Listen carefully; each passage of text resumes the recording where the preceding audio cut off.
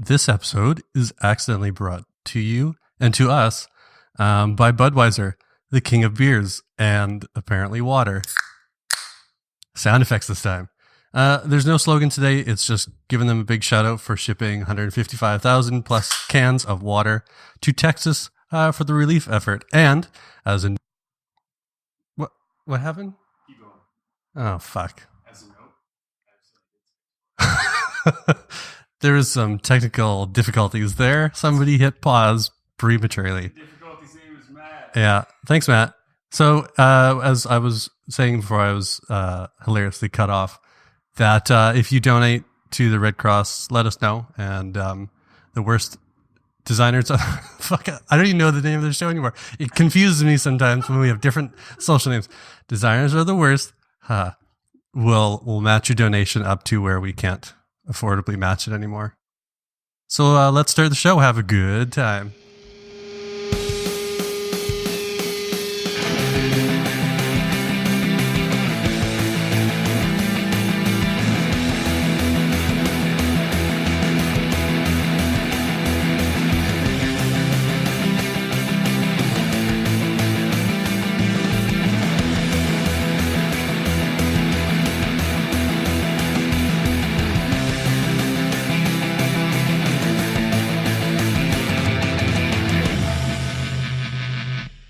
Welcome back to Designers Are the Worst, everybody. This is your new least favorite show about an exclusively visual medium, cleverly brought to you in an audio format.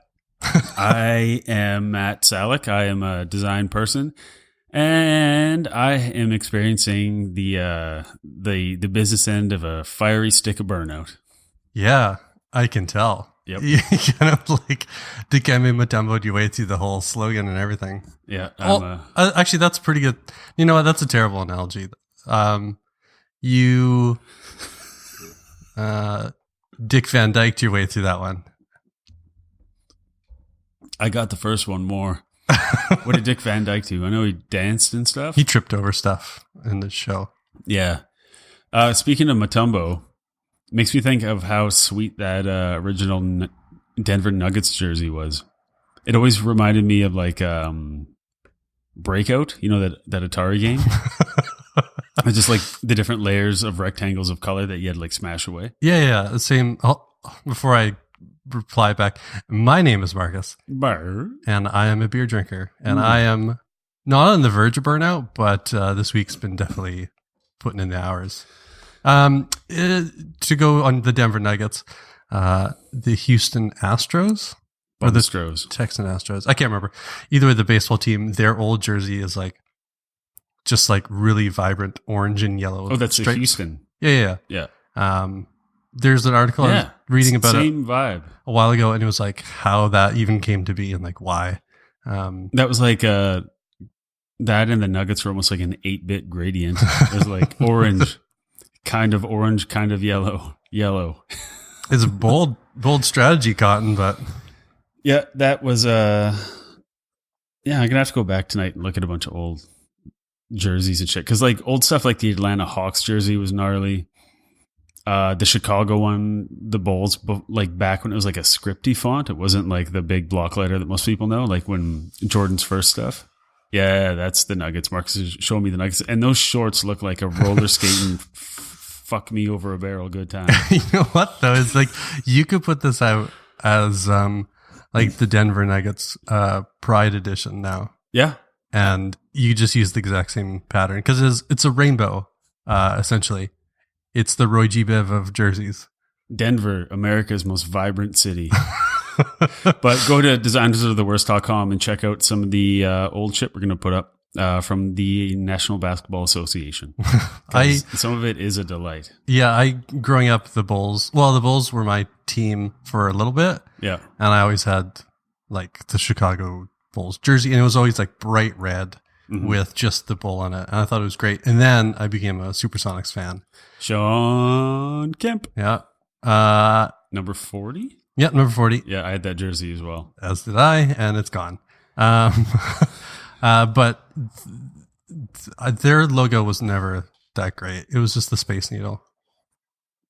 But the one back in the day, it was kind of in that same vibe of it wasn't like a city skyline, but the sky over top was like a basketball.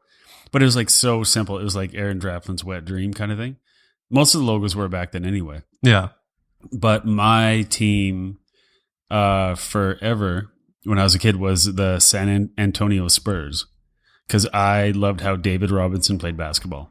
Well, hasn't it been the same for quite some time though? I haven't looked at it lately, but yeah, it was like a banner, pretty much kind of like a tattery fabric looking banner, and it said Spurs on it, but then I think the S at the beginning or the end had a giant spur on it. And it was the weirdest logo. It could still be the same. I would have no idea. I think now it's just the big spur. I could be wrong. That makes more sense. Yeah. Back in the day, it was like almost like a Alamo-esque flag. I don't know what the hell it was, but it was weird. And what I used to do as a kid is I used to draw these logos out, all the basketball logos. We are Canadian, but I do hate hockey. I find it exceptionally boring, and I enjoyed basketball way more. So yeah, I would when I ran out of comic books to copy drawings out of, I would try and draw basketball logos.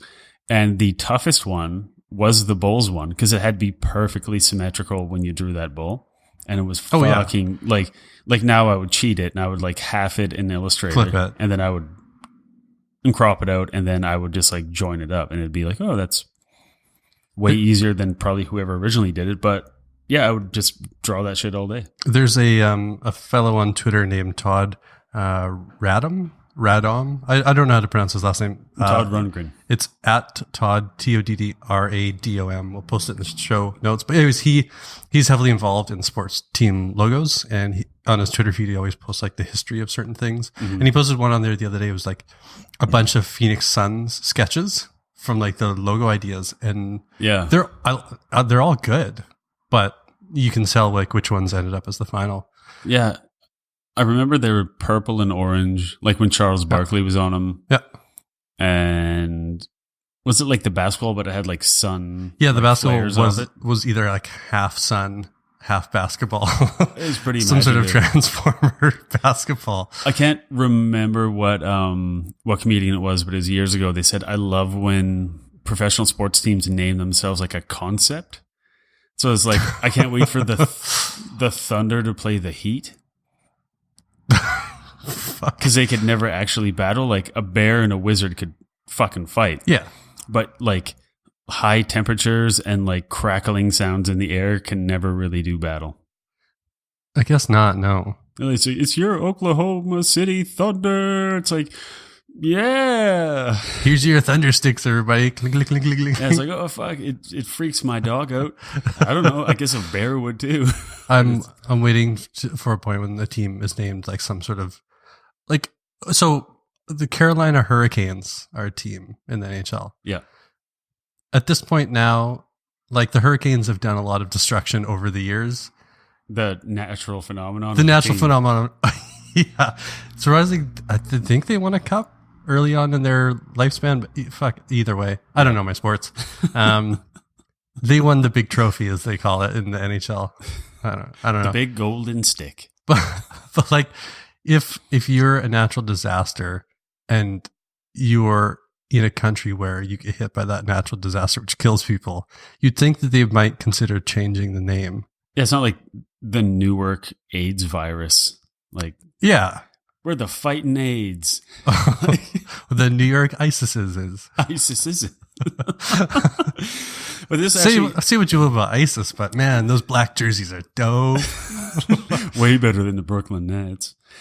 But it goes, actually that randomly went into what we're going to be talking about today. Absolutely. We're talking about the relationship between design and I guess it's called streetwear. Yeah. Basically shirts and stuff with cooler pictures than regular shirts. Yeah. People kind of going right on the edge of, innovating shit. A lot of people just grabbing on coattails and fucking riding it home. Yeah, it's an interesting little realm of what defines as streetwear and what isn't streetwear. I think it's if a shirt costs more than $40, it's streetwear. Fuck. But does that bleed into like Ralph Lauren shit that has like a horseman on it? Yeah, I don't know because in my research that I did for this episode, and yes, I do research, but sometimes I forget what I read. You said do. I do research. I'm so full of knowledge. I do research. Quite commonly, I say that. But yeah, in doing a bit of research on this, some of the shops that do sell quote unquote streetwear, they can range from it's a shirt for $30 to this is a tank top for 180. You're like, fuck off. Yeah. It's not for $180, put some arms on it. Be a dick. And make them out of dragon. Yeah. So we're going to be talking about that today with our guest. He's been on a couple episodes ago when we talked about the relationship the difference between art and design. He was on the intro, and then he was a wonderful audience member. Yeah, who's getting very vocal about Alien Covenant. Yeah. So we're going to be talking with Matt Andres today, gnarly artist, great designer, and a stylish dude with like his finger on the pulse of shit that I've never heard of. Yeah, he knows sneakers and he knows other stuff that I have it's not that I don't have interest in. I just spend no effort looking at it. I go into Baggins and I go, I need new Vans. I'll take the size 11 in this, please. And then I leave. The furthest shopping I do is while I'm waiting for the shoes. I look around and go, these are interesting.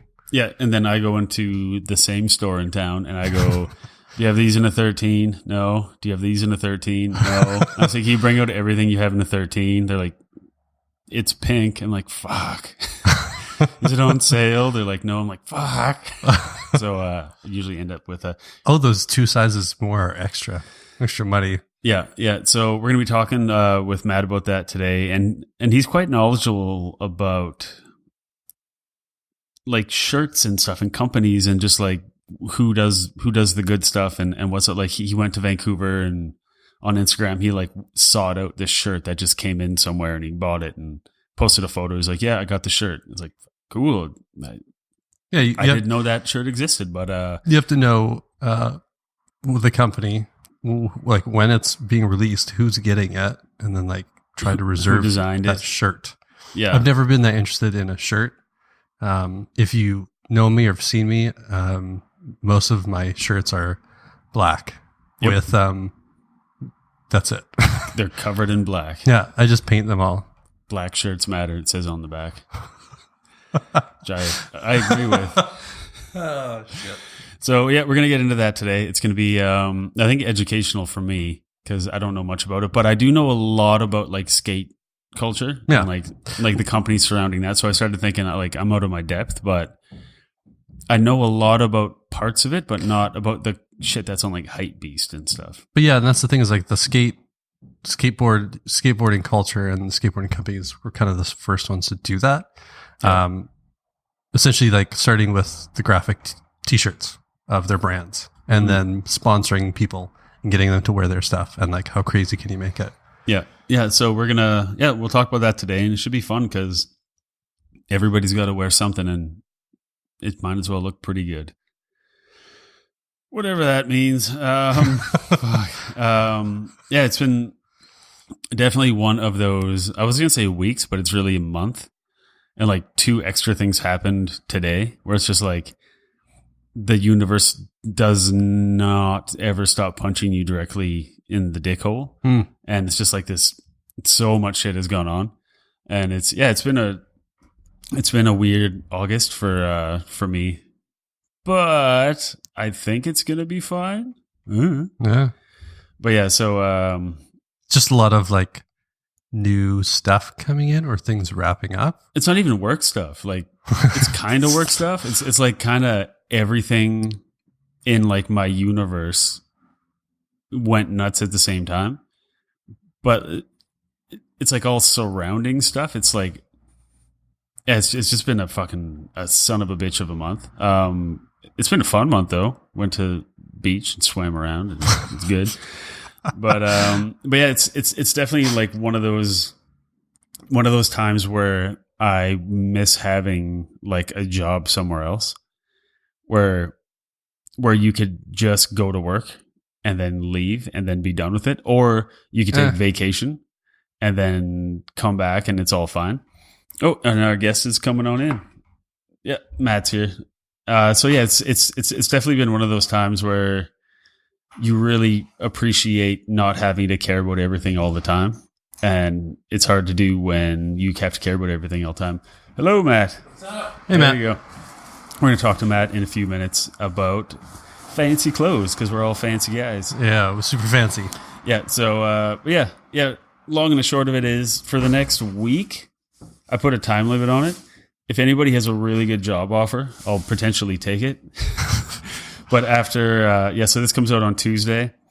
The following Tuesday, the offer's off the table. I'm looking for somebody to solve all my problems for a while, and then I'll probably regret it because I like having freedom. You will 100% regret it. Yeah.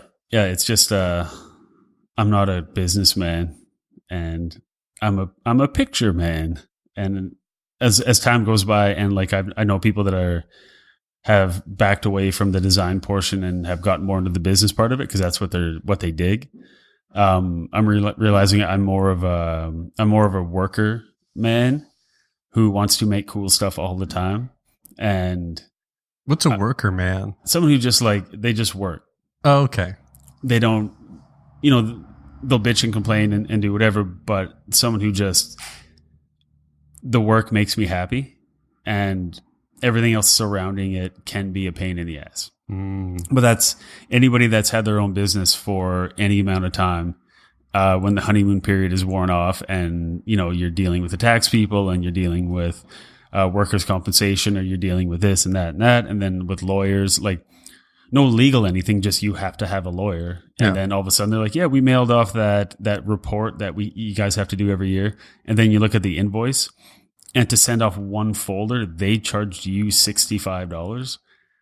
And it's just like, fuck, man. Like, as soon as you start a company, there's a lot of people that just want to take a bunch of the money, and nobody that is actually going to help you. So I'm at a point where I want to strip myself nude on the beach and just start drawing pictures and then be taken away by the police. You need that Jim Carrey moment where he just disappears, and then somebody puts out a video of him and titles it, I Just Needed Color. And it's about his painting journey and his painting explorations. Oh, I didn't see that. I thought you were going to say, I need a girlfriend that'll cure autism.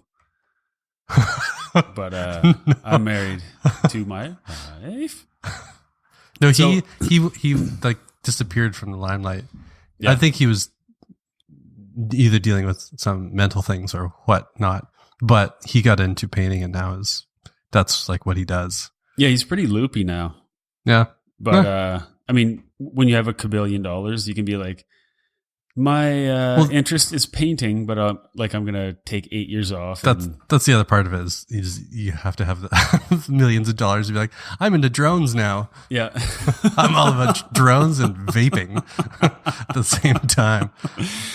Yeah. So, that's been my month. Work's been good. Put out a bunch of stuff. I'm building a website right now because the contractors came back with a price that was double what we were expecting for how complex it is. It's quite simple. So I'm putting my little coder engineer hat back on, and I'm doing a toot to CSSville. And I've been coding for 3 days. Oh, that's fun. Yeah, so that's probably attributing to my mood and just how much I just want to punch myself in the face. Yeah. But next week will be a fresh one, and I'll get to make some cool stuff or whatever. But yeah, what are you Hooray. up to? Not really that thing. Wrapping up a lot of work at work, and then outside of work, wrapping up hopefully a client that's change requests keep coming in, and it's fine. It's extra bill time. Yeah. But I think that's going to be it afterwards. I just, to separate, to have the free time, because I don't like deadlines outside of my regular deadlines. Yeah. And when you just want to drink a 12-pack when you get home and you're like, oh, I have a deadline, I can't. Yep. So Yeah, that's me tonight because I got a deadline and a day tomorrow for a built website, but that's all right. This is the path we chose. We could be looking in people's butts, pulling out hamsters and stuff for a living. So, or popping zits or but yeah, Actually, that's like, it kind of sounds like it pays well. it's like on Seinfeld when he accused his dermatologist girlfriend of being pimple popper MD because he couldn't figure out how she saves people's lives, and then he realized it was skin cancer. He felt like a dick. I'm rewatching Curb Your Enthusiasm again just because it feels good. It's a good show that I like, and it's a wonderful show that is a 50-50 split of people who hate it or love it. Yeah, and it makes me happy. And all the people that hate it are wrong. Yeah. And yeah, I should start watching the whole thing again because new season's coming out soon. October? I don't know. Yeah, I think it's October. Something like that. So that'll be coming up. But yeah, there's just one more thing I wanted to bring up, and that is the completely unceremonious, lackluster, who gives a shit, who will probably ever notice redesign of the YouTube logo. Oh, yeah. You want to talk about it? Yeah, just like there was a lot of chatter about it. And it was like, we took the thing here, we slid it over there, and now it's just like a kind of a different thing. And people are like, well, I don't know what to think about it. I was like, I think it's fine and it works. And they've been angling towards that play button inside that red rounded rectangular, like bubbly rectangle thing for a long time. And yes, I do know a lot of terminology about design. Being self-taught, I am also self-stupid. But yeah, there's a lot of people being like, well, I'm not sure what to think about it. I was like, you're not supposed to think about it. You're supposed to just enjoy the free shit that they provide, and they're just evolving. And that's one thing I saw. One of the designers said it's an evolution, it's not a revolution. And kind of like, we kind of hope no one made a big deal because it's not a big deal. Well, of course it will, because of the amount of people that use it. The site under consideration umbrella, brand new. Yeah. They just like show branding stuff, and I love like seeing how, because they always show you like, oh, here's what it looked like, and here's what it is now, and then they go into like talking to the team if they can. Yeah. It's great up until the comments. And that's where I stop, because if you read one comment, it's immediately people like, I'm just not sure about why they did this. They should have done this for, it's like, you know what? You weren't there. You don't get paid by them. You're a comment. Yeah. No. Yeah. I've never commented on, I don't think I've ever, I commented on one thing on the internet once and I won a knife. So I'm batting 1,000 with comments, and I've bowed out of the comment game. I just don't know why like websites have comments. There's nothing good about them. It's on, like, speaking of YouTube, like all YouTube comments, like, yo, this thing was dope. It's like, what the fuck would you know, like, gay boy? It's like, oh, fuck you, and you're a hater. And it's like all these people just watch each other be dicks all day. Yeah. And it's the same people just fighting all day. Yeah. It's like, I wish I had the free time to waste a lot of time being an asshole. Oh, yeah. It would be very rewarding, I imagine. Yeah. But making so much money from saying things in comments. Yeah, so the big design news I saw of the week was YouTube kind of moved a thing, and some people were mad. But, they also added a triangle. So if you're not a fan of triangles, then you will not like this. You just offended all of Egypt, so congrats. They're big on triangles. Yeah. No, they fucking love them. Literally big on triangles. Big triangles. Like you said once. Huge. Dorito shaped. The Dorito shaped country, or the Dorito shaped? No, you were talking about you were eating something that was a triangle, and you said it was Dorito shaped. And I said, you mean a triangle? And you said, oh, fuck, you're never going to forget that, will you? And I said, no. And I think that was 4 years ago. Awesome. Bet you those Doritos were really good at the time, too. It was just Dorito shaped. It was a different food. If the word triangle just escaped you. Said it's Dorito shaped. Can we make this more Dorito like? You mean like with seasoning? No. Dorito shape. Yeah, so that has been YouTube redesign. Yeah, it came out and you saw it, you're like, yeah, good for you. Oh, I got some tweets we can run through real quick, or we can do them next week, whatever you want to do. Whatever. All right, let's just do first thought, best thought. After hearing them, this First one is from !period. And it's Is that hold on? Is that the name is spelled out as punctuation period? It's like the thing at the end of a sentence that looks like a little thing.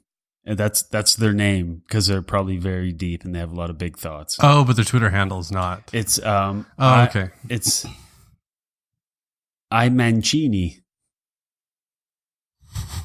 I guess that makes sense with your name. I Mancini says backseat designers are the worst, especially since 99% don't design.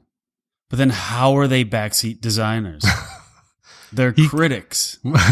Don't be a dick. I like how he labeled them as a designer. It's like 99% of chefs,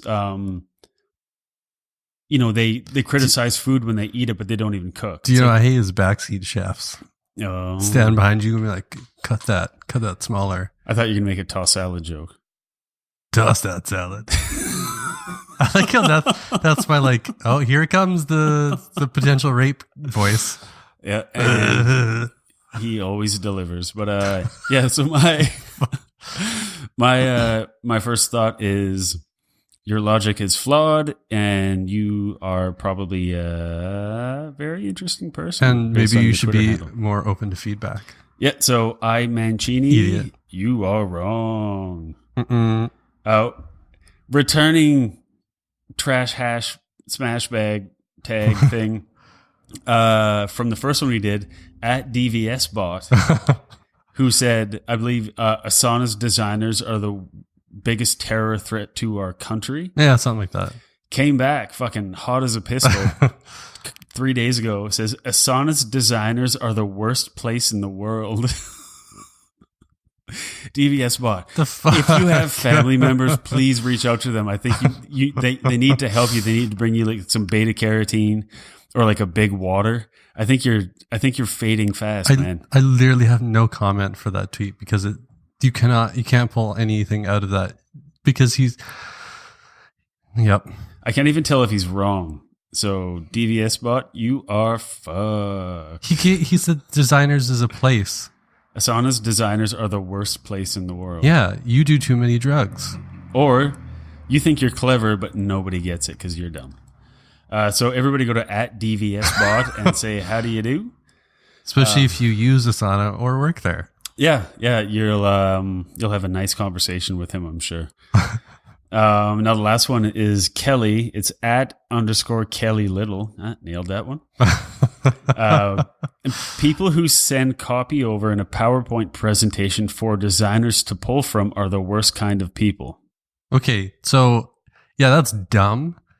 They're not the worst kind of people. I can think of other worst type of people, like pedophiles. They're pretty bad. Yeah, they're worse than 70. But if it was a pedophile sending over a PowerPoint of content, then it's power double whammy.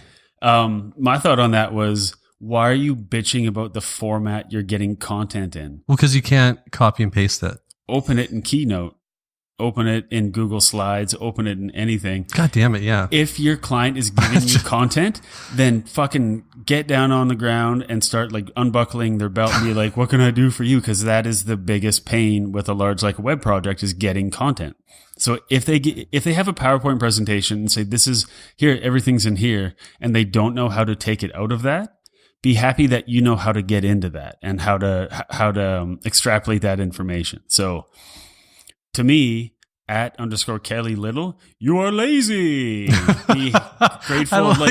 It's almost like the wrapping paper on my Christmas present's too thick. Fuck you. I like how the endings of these have changed so dramatically from the first one to now. It's just insulting, and it's great. Yeah, I am. Well, it's not a unwarranted insult. No, and I'm chock full of venom today. So everybody eat a dick, and yeah, that's the introduction. Those are great.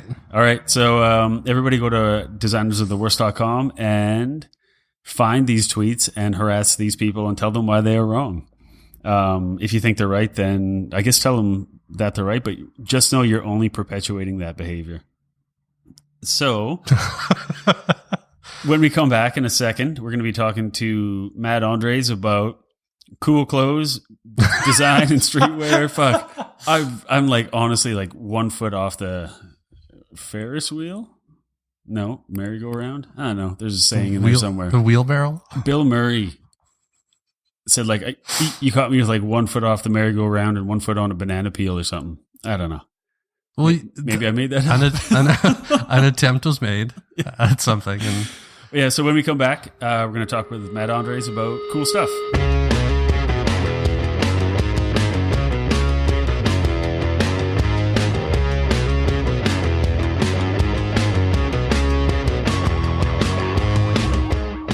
oh, fuck. Fuck. Okay. Hey, everybody, welcome back. We're here with Matt Andres. He was on the show before. He's really cool. Okay, we were talking about, he just talked about Spider-Man 3 when they're emo. Yeah. And they go into the place called the Jazz Hole. Yeah. And he slips the lady at the door like $20 and goes, "Give us some shade." My kids watch that fucking movie today only because they laugh at it because it's so horrifying. So my two youngest kids are 10 and 8, and they hate that movie so much that they watch it and talk and just run into the kitchen and go, "His hair's all emo now and he's being a dick." And like, cool. Like I run into the room and watch it. We love hating it together. I absolutely love that movie because I just sit there in awe and be like, how did this get through like the editing process? Like how did major film studios sign off on this movie? It was like, how did $40 million end up looking like this? See, I've never seen the jazz scene because I walked out when he came out of the suit store and flipped his hair, or the hairdresser or wherever. In the theater, I just got up and walked out. I was like, I cannot deal with this as a Spider-Man. So I've never seen the movie. I haven't watched it since. I've never seen a Spider-Man since that movie. I haven't seen any of them since then. I saw the Andrew Garfield one. It was forgettable. But the first one was with Lizard was good because he's like lanky like Spider-Man should be. Tobey Maguire's built like a fucking thumb. He's not Spider-Man. He's like the Thing's like kid. Yeah. He's stubby, but Andrew Garfield is like, he's like thin and he's all bones and like he can get into those like crouching positions and stuff where it's like, oh, I can fucking totally see that. Is that the newest one? No, that was the one. The middle. Post Toby pre-British guy. Yeah. But what I was saying earlier about like to you, Matt, when I have like a time period where if I've watched over half the movie and it's bad, I will usually commit to the rest. Yeah. But if I've watched it in the first like 20 minutes is shit, I'm out. Like Suicide Squad, I watched the first 20 minutes and shut it off and haven't seen it since. It's a big piece of garbage. See, that's another one where I was just like, I had to stick it out because I was just like, what is going on here? They throw so much at you and explain nothing. Yeah. And because the characters are so different than their bases, you have to explain. Anyways. So apparently the deal with that one was they had it all queued up to be like pretty cool. And then Batman versus Superman came out. I like that movie. Reviews. So then Suicide Squad saw similarities between that structure of movie, whatever it was. They fucking rewrote the script, like Technicolor dream coded it like a patch of everything to try and make it cool. And apparently they destroyed it. Rumor has it was going to be really cool. Yeah. Wow. That same director is doing the new Will Smith Netflix movie. And apparently for that, they've like unleashed him and said, go. Just do you. Unleashed the director, Will Smith? Yeah, no, the director. Oh, so it's like Scientology for everyone. So it'll be interesting to see if maybe that guy's actually capable of doing something cool. Well, if you've ever seen I, Legend, that scene, if you haven't seen it yet, I'm not going to say the spoiler thing that people say because it's like 15 years old. Are you referring to the ending? Yeah. There's an alternate ending too to that movie. How do you guys remember this stuff? The one I saw when his dog died. It replaces useful information. Like his dog, like the last thing on the planet that's normal, that he can love, and it dies, and he's just like crying his eyes out. Like ever since I had kids, like my brain broke and I cry at shit all the time. Like Life Aquatic, when they go down in the submersible and they see the Oh jaguar no, shark. that was an emotional scene. Oh yeah, Yeah. But like I tear up when I hear that song "Stralfafur" from Sigur Rós. It's just like when you have kids. Like I was kind of a cold person before, and then like my kids like inserted feelings, and I'll never forgive them for it. So okay, Marcus has a segue. From sad times to From being an emotional parent of 3 who cries at beautiful moments in movies to our topic today. Exactly. So what you just said right there would make a great slogan on a t-shirt, and you could sell it as streetwear. Streetwear. My kids gave me emotion. Okay, so vocal show of hands because people can't see our fucking hands. Who likes the term streetwear? Hand down. I don't know what it means. Well, I do, but I don't. I feel like it kind of frames a certain era of that type of clothing. I feel like it doesn't all fit under streetwear, but there was a certain time period that kind of fits under that term.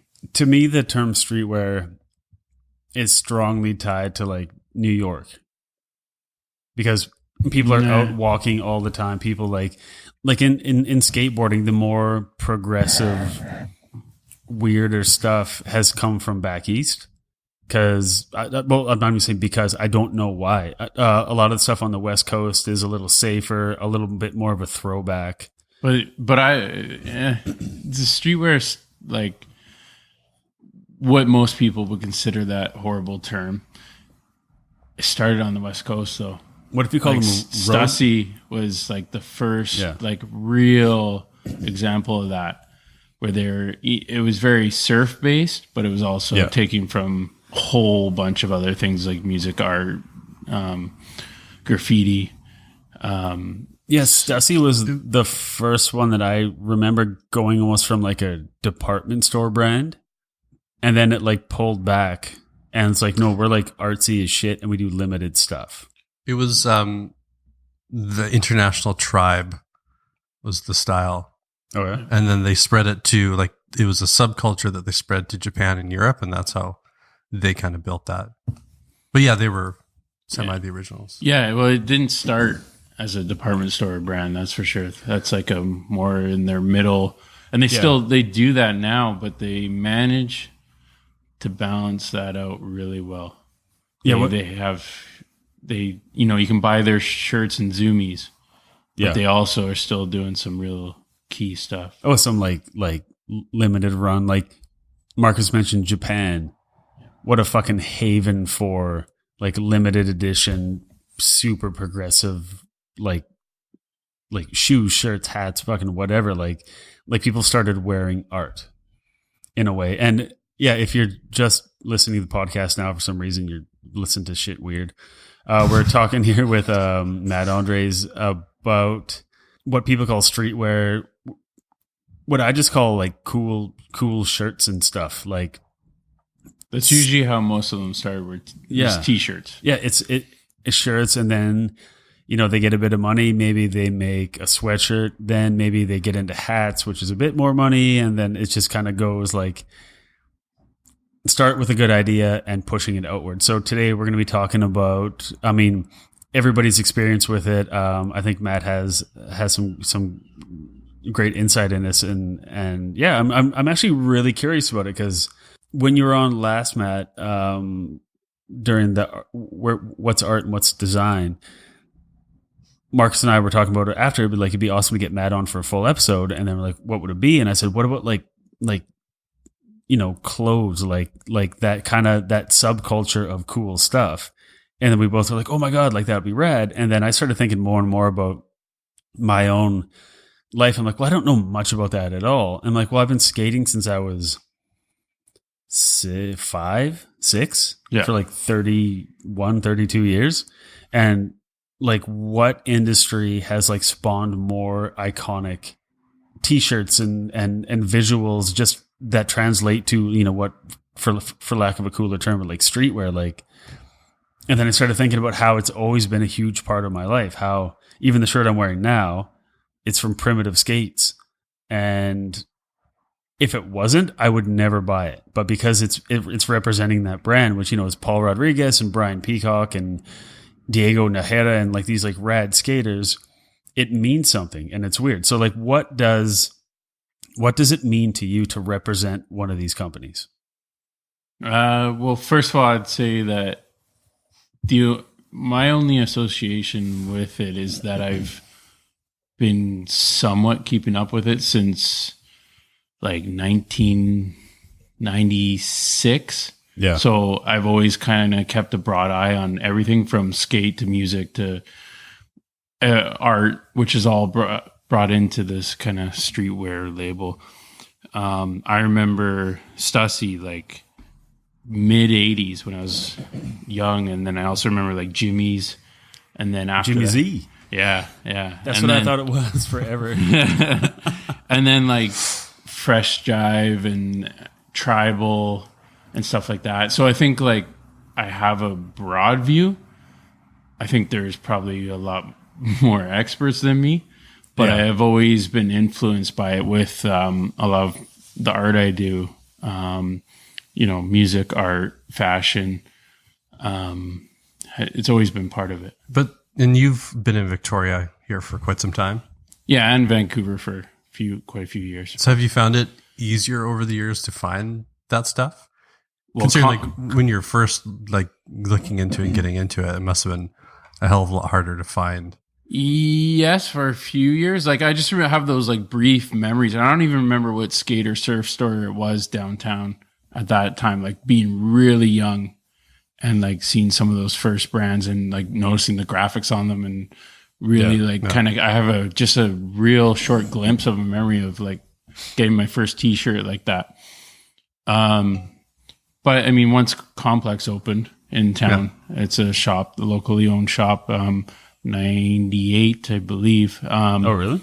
Yeah, they've been around almost 20 years And now. they just opened that sneaker shop right next door, I think. Yeah, it's Cold Feet. It's part of it. So Yeah. I mean, those guys have. I mean, it's not hard to find in this small town. It's insane that shop exists in Victoria. It's insane, especially for that, almost 20 years. I mean, it is, but at the same time, there's a fucking cookie store 8-minute walk from here. Well, yeah, now. I mean, that's different. Now it makes sense because, I mean, that's something I want to touch on is now you watch Real Housewives of Beverly Hills or whatever, one of those shows, and they're all wearing Yeezys. So, I mean, now it's something else. Yeah. Now, you can get that stuff. So I remember back in when I was a teenager and being like a skateboarder, really into punk. It was more about finding like a way to look awful, but kind of have that cool look. Like you would go to like the vintage store and you would buy like a shitty old shirt that had like a funny saying on it, and you'd wear like old Vans or you'd wear like Converse or whatever. And it was the difference that I see in the two cultures at that time was like the scumbags were more skaters or listen to punk. And like the ones that had like rad, like super crisp as shit clothes were kind of like skaters that listen to hip hop. Yeah. Yeah. There was definitely that distinction. Yeah. Like, especially for like a place like Victoria. I mean, it definitely, a lot of it came from skate culture. A ton of it. Sorry, go ahead. I remember growing up, I really, really wanted a Mondetta t-shirt.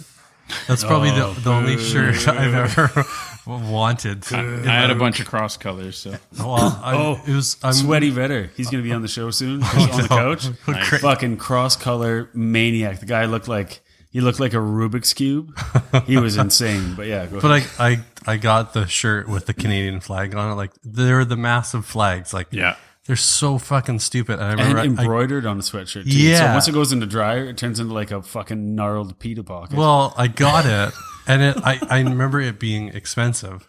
And I remember I sat down on the couch, and when the sweater bunched, it was like this huge badge, and it was like the episode of Curb Your Enthusiasm with the pants stains. Where the pants looked like he has a boner. It looked like a chest boner. The pilot episode. That's number one. Yeah. And I wore it once, and that was it.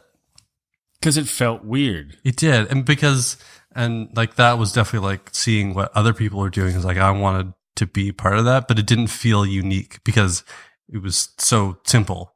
And it was just like everybody had it. Well, there was a big phase of like Nautica, Polo, all Which that is back stuff now. which was like part of like hip hop. Was it the club member jackets? Yeah. Members only. Yeah.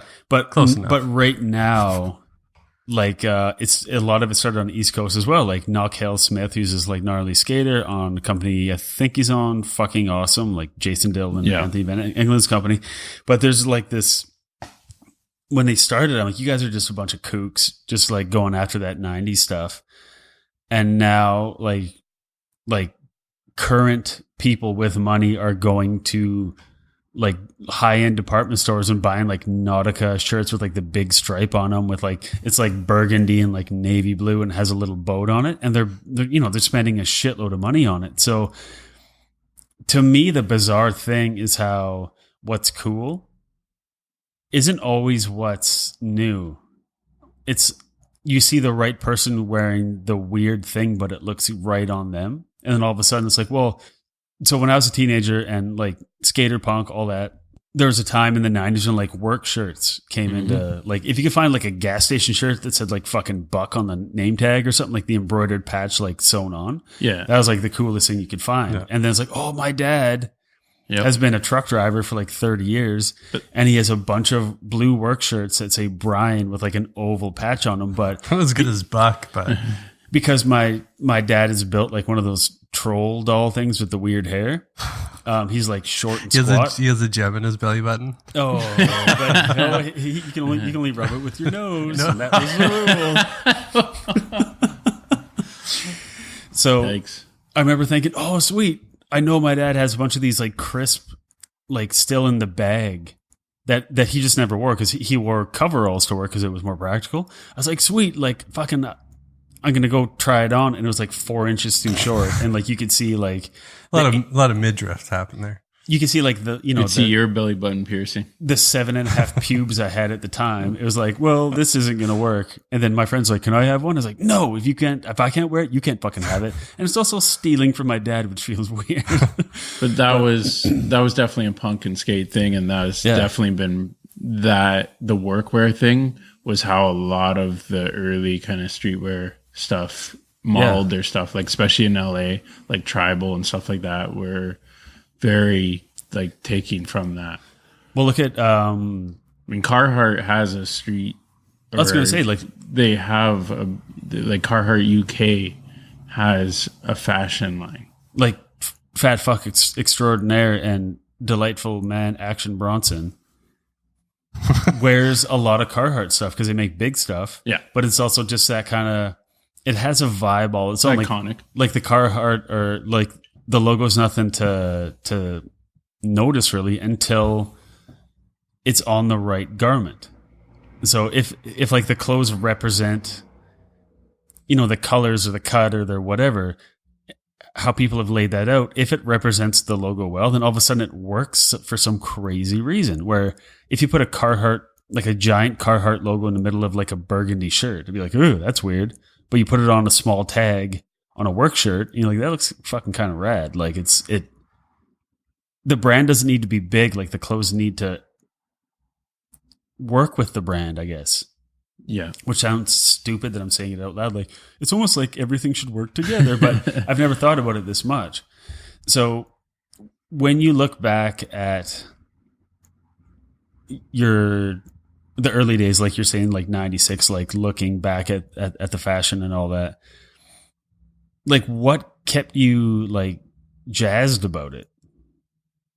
Because it's really it keeps changing with the culture, right? So there was definitely a period where I didn't care at all. I really got out of it because that was during the like when all the rappers started having their labels, like the early days of Sean John and Rockefeller and Rockaware and all that stuff. I had no interest in that, even though I liked some of the music. The clothes are so complicated. Yeah, they just was lame. I don't know. It just didn't hit me like the earlier stuff. And then once that kind of season passed, then there was a whole bunch of amazing things again after. Yeah. But it took a little bit. Well, the 90s were weird for a lot of reasons. And a lot of it's coming back now. But it's still pretty influenced by hip hop. Oh, for sure. And now, I mean, it's gone a little bit back to that. Like, of course, Kanye, and of course, like ASAP Ferg. There's a bunch of them that have their own lines again. Chance the Rapper has a hat with a 3 on it. Does he? I have no Apparently, idea. that's what he always wears. That's about all I know about it. But there was like the early 90s, there was like everything from the early 90s had a lot more voice to it. It had a lot more angst to it. Yeah, I mean, it wasn't safe. Well, because they made it. When we were talking about the Airwalk guy.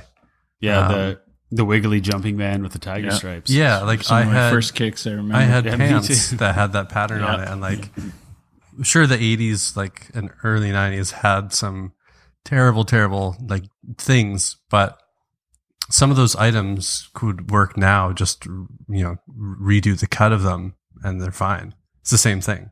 Yeah. But yeah, there was definitely, I think, more like go for bold. Well, I think that's with Stussy. You look at some of the first designs they did and you look at what they're doing now.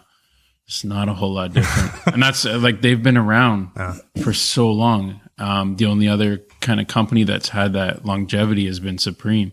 Mm-hmm. And same thing, like they came out, I think 96 or something. I think they're just having 20 a little bit years before right that. now. Yeah, they've been. I think that just before that, they've been around for a long time, and they're more relevant than ever. So that brings me to one of the things I want to talk with you guys about today is originality, versus trends, because a lot of people wear a lot of Supreme stuff. Not even realizing the logo that they made is stolen 100% from a New York artist. I forget her name.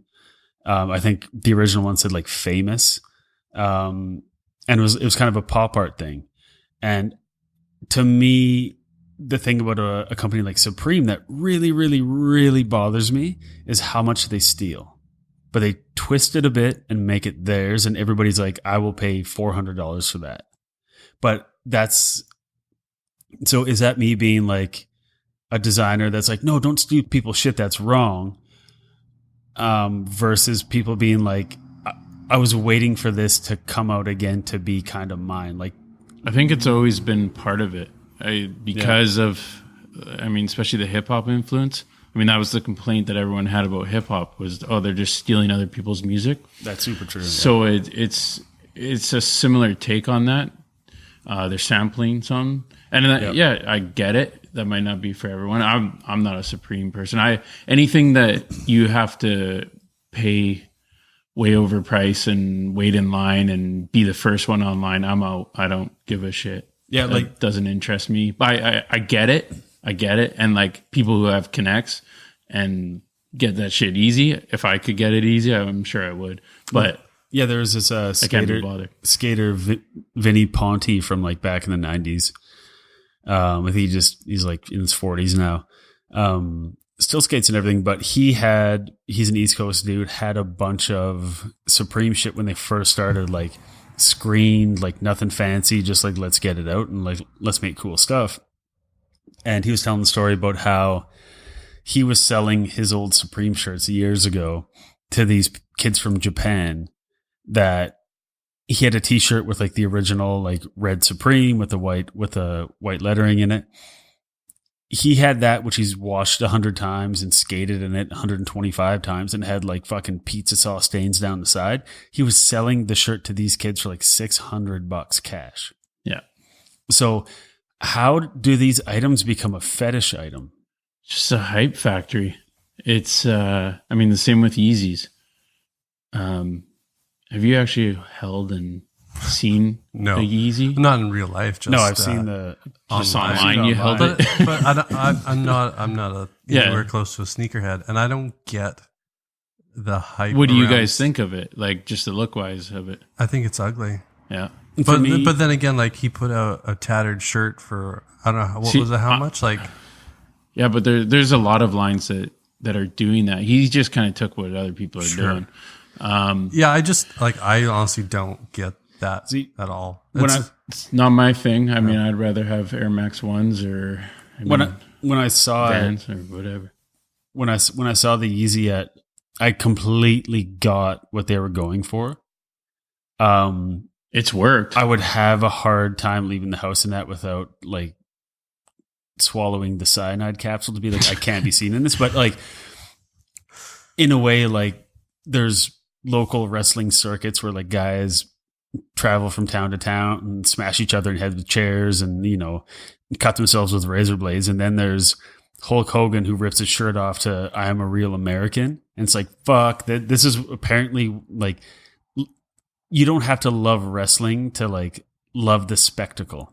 And I think to me, the Yeezy and that thing is like the spectacle of like, we're releasing our shoe and at, 30 cities across the globe, and the best bands you've ever heard are playing them. And, they're sponsored by like these like high end booze brands and stuff. And it's just like a shoe is spawning a giant, huge party. And it's easy to get on board with something that looks fun, the whole world is celebrating it.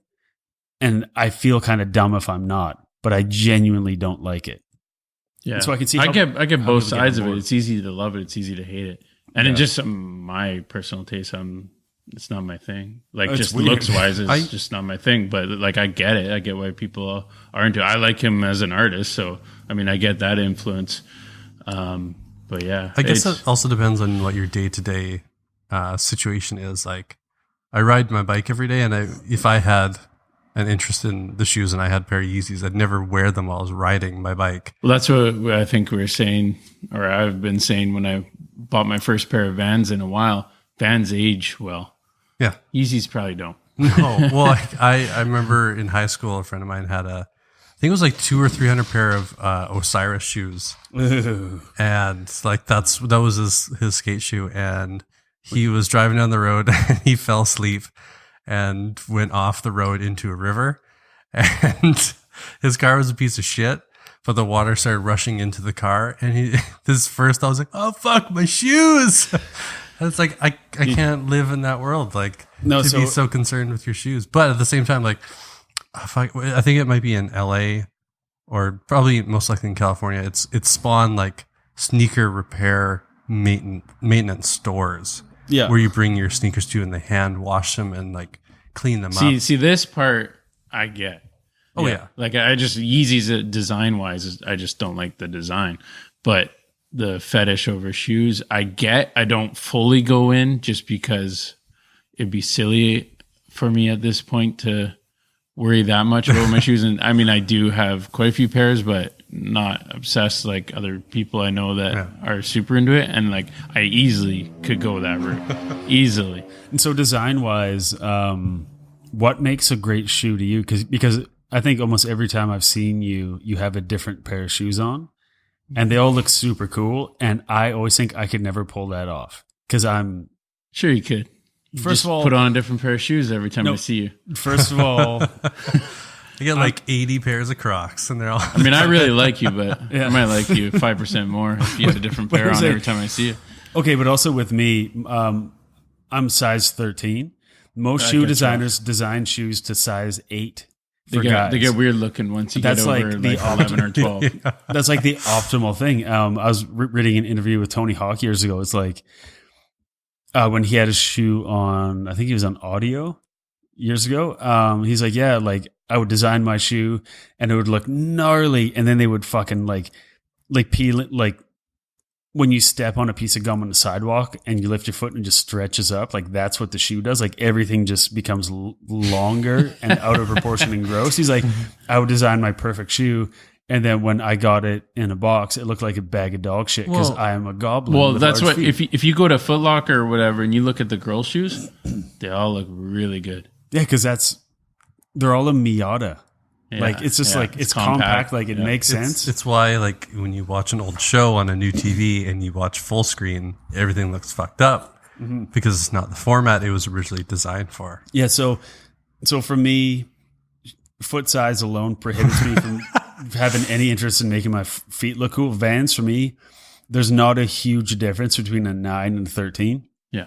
And I've been wearing Vans for, the better part of my adult life, and I'll die in them and whatever. But what makes to you like a really good shoe? A little bit of everything. A little bit. Air Max is probably my like complete shoe. Either Air Max 1s or Air Max 90s. They're iconic. Do they re-release those every year?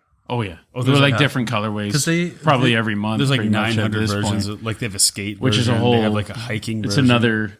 Well, no, they just have different colorways, and I mean there is like little flips on it here and there, but. Because there's this kind of just a side note on the Air Max. The company Man vs. Machine does all of their like video marketing and like store concept ideas every year, or they have at least for the past few years. And it's just fucking insane how much work that they put into that stuff and like the themes that they put for each shoe. It's crazy. Oh. Yeah. Because they work with what's his name? I'm totally gapping on his name. The guy who designed the Air Jordans, his name is from that abstract show. I watched that. Yeah. It's cool how they came up with the open air bubble. Yeah. He was looking at that French architecture. Yeah. And that's how he got it. It's pretty remarkable. That guy's designed insane amount of shoes. But I lately, for me, it's I like an iconic classic look, but I also like it to be very comfortable. Yeah. I mean, even Air Max 1s now, I find a little clunky. Yeah. So I really like stuff that moves with the foot. So like Skechers. Yeah, exactly like Skechers. Remember back in the day, Simple shoes? No. They're called Simple. It's what Larry David wore for most of Curb Your Enthusiasm. It's like those tan. It almost looks like a bowling shoe, but they were a skate shoe. Weird. And I bought them all the time from the skate shop in town because they were like the cleanest skate shoe that they had. All the other ones, they started getting bubbly. Did they just look like a potato? Like it was kind of like an aged pita pocket. Exactly. Yeah. Okay. So what I'm picturing. Yeah. So it was just that. Like I've always, when I was a kid, like I still played basketball. When I was a kid, getting basketball shoes that didn't look like they came from space was kind of tough. Like my first legitimate pair. But don't you want to look like you're going to space when you play basketball? No, because I'm a Space Jam. Yeah. Because I'm like a fat, skinny white kid, and like nobody's expecting a lot out of me. It's. Wait, what? I'm kind of like Vince. I was trying to figure that out too. Fat, skinny. No, I'm kind of like Vince Vaughn, where it's kind of like, oh, you probably look worse with your shirt off, but you look normal now. So, okay, I'm on board. Yeah, fat skinny's a thing. I know. So fat everybody's skinny. like, all right, I get it. I feel like if you were 3 inches shorter, you'd be huge, like fat wise, but because you're tall, you're skinny looking. Yeah. There's a lot of masking going on with colors and patterns. But my first pair of like legitimate high tops, and I picked them not only because my dad said that I could have them because they were under the spending cap. I think it was like a $40 spending cap, but it was Nike Flights, which I believe was a Scottie Pippen shoe, which it wasn't his shoe. He wore them. Yeah. And had that rad scripty I definitely had flight on the flights. tongue. Yeah. And they were so much cleaner than a lot of the other stuff. And for me anyway, and it just felt right. Like I think even in the tongue, it went up and then it came in a bit and came up again and went like that. So there's like a tab to pull it. Yep. And mine were like white with yellow and purple highlights for somebody on the Lakers. That was probably their colorway, whatever it was. And I just remember taking them home and I put them like on like the bedside table, whatever. And I just like looked at them. And I was like, I don't even want to wear these because they look so cool. Like and that's what it is right there. You're getting to express your personal taste.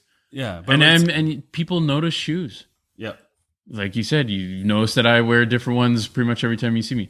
Yeah. People notice them. So it's a fun way. You can keep the rest of your outfit super simple. You can even dress like, get clothes for cheap that are, decent, simple, and then be loud with your shoes. I would agree with that. That's what's fun about them. And that part I'm definitely on board because usually I'm in either a black and white Chuck Taylor or black Vans, and I And have he's always wearing a condom. yeah, you never know where life's going to take it. But I have red Always in Vans the on butt. right now, You do? and I picked them up because the store was closing, so everything was half off. And I was like, "Oh, hey, those are the ones in my size. I'll grab anyways."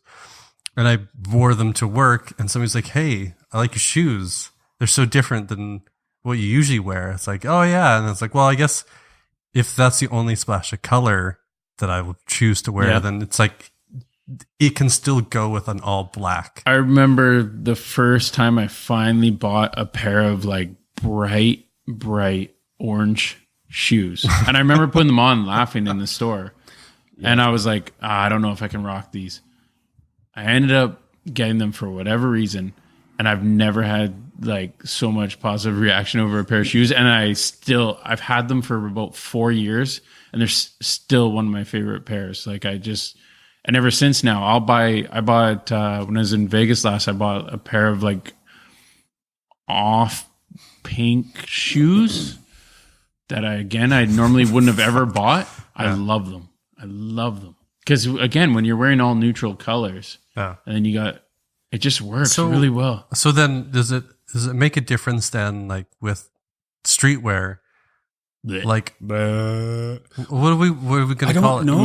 Clothes. Just call it clothes. So does it make a difference too though? Like, because if you look at some of the clothing shops, I almost said it, the price range from like, oh, this is an everyday, like Karma Loop or what have you. Like those stores can be affordable, but then you go to other ones, it's like a shirt for $300. Like at what point is it? So that's like something that like is kind of my main thought about coming in tonight was the divide that's happening. Yeah. Yeah. Those affordable ones are going out of business. Well, it's surprising because the what is it? Farrell's, is it Billionaire Boys Club? Yeah. Oh yeah. That was recently sold. It was, eh? Yeah. I'm pretty sure it was. Because that one has pretty affordable stuff on there. No, does it?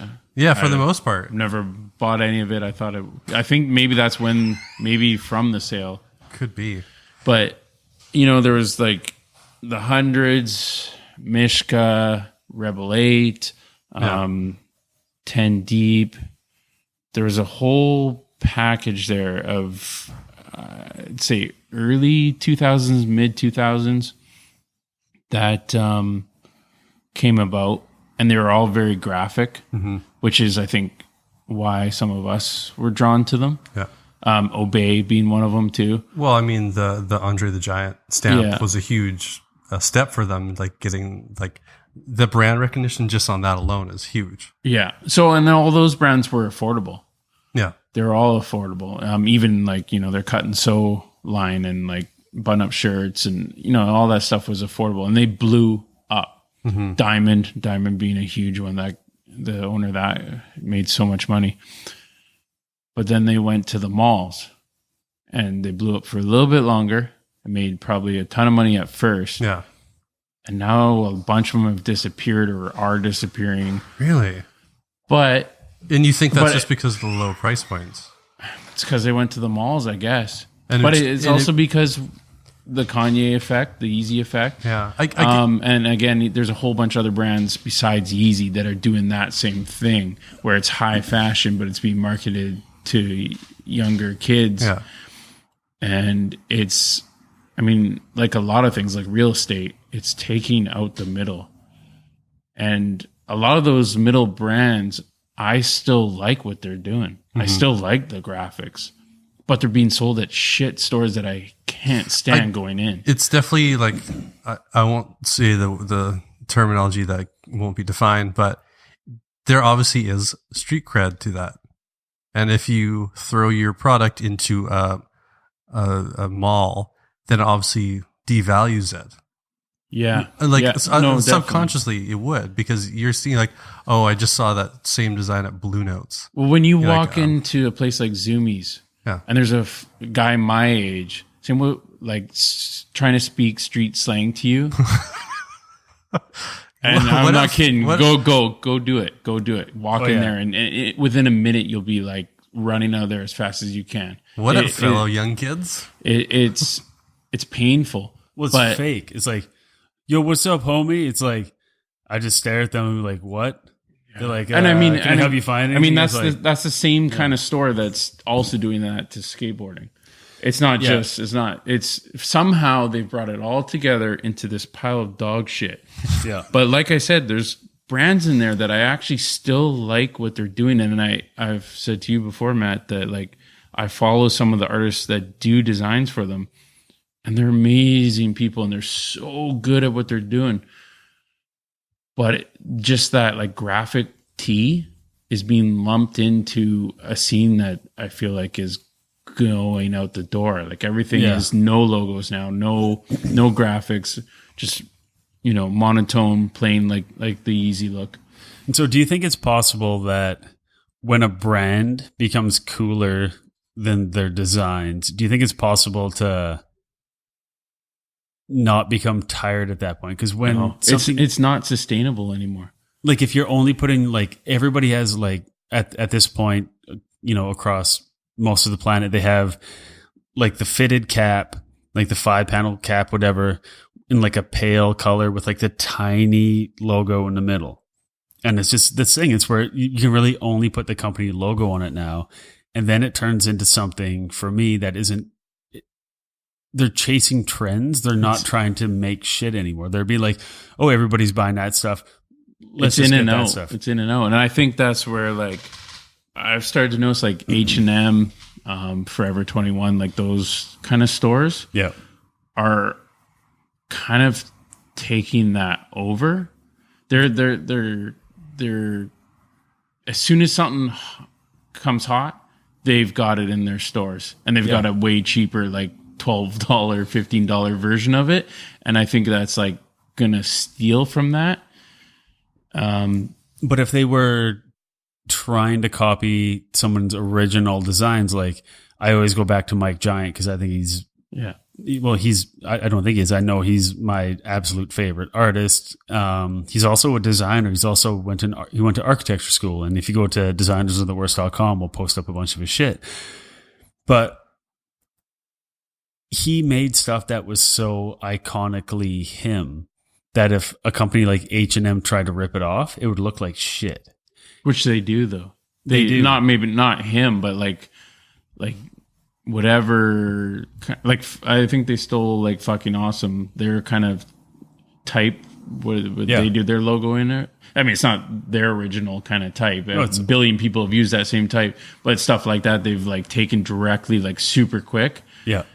And they sell it. And I mean, I get it. If you're a kid, you can't afford the other shit, so you're gonna go there and buy that for $15 because that trend is only gonna last for the next month, and then it's gonna be something else.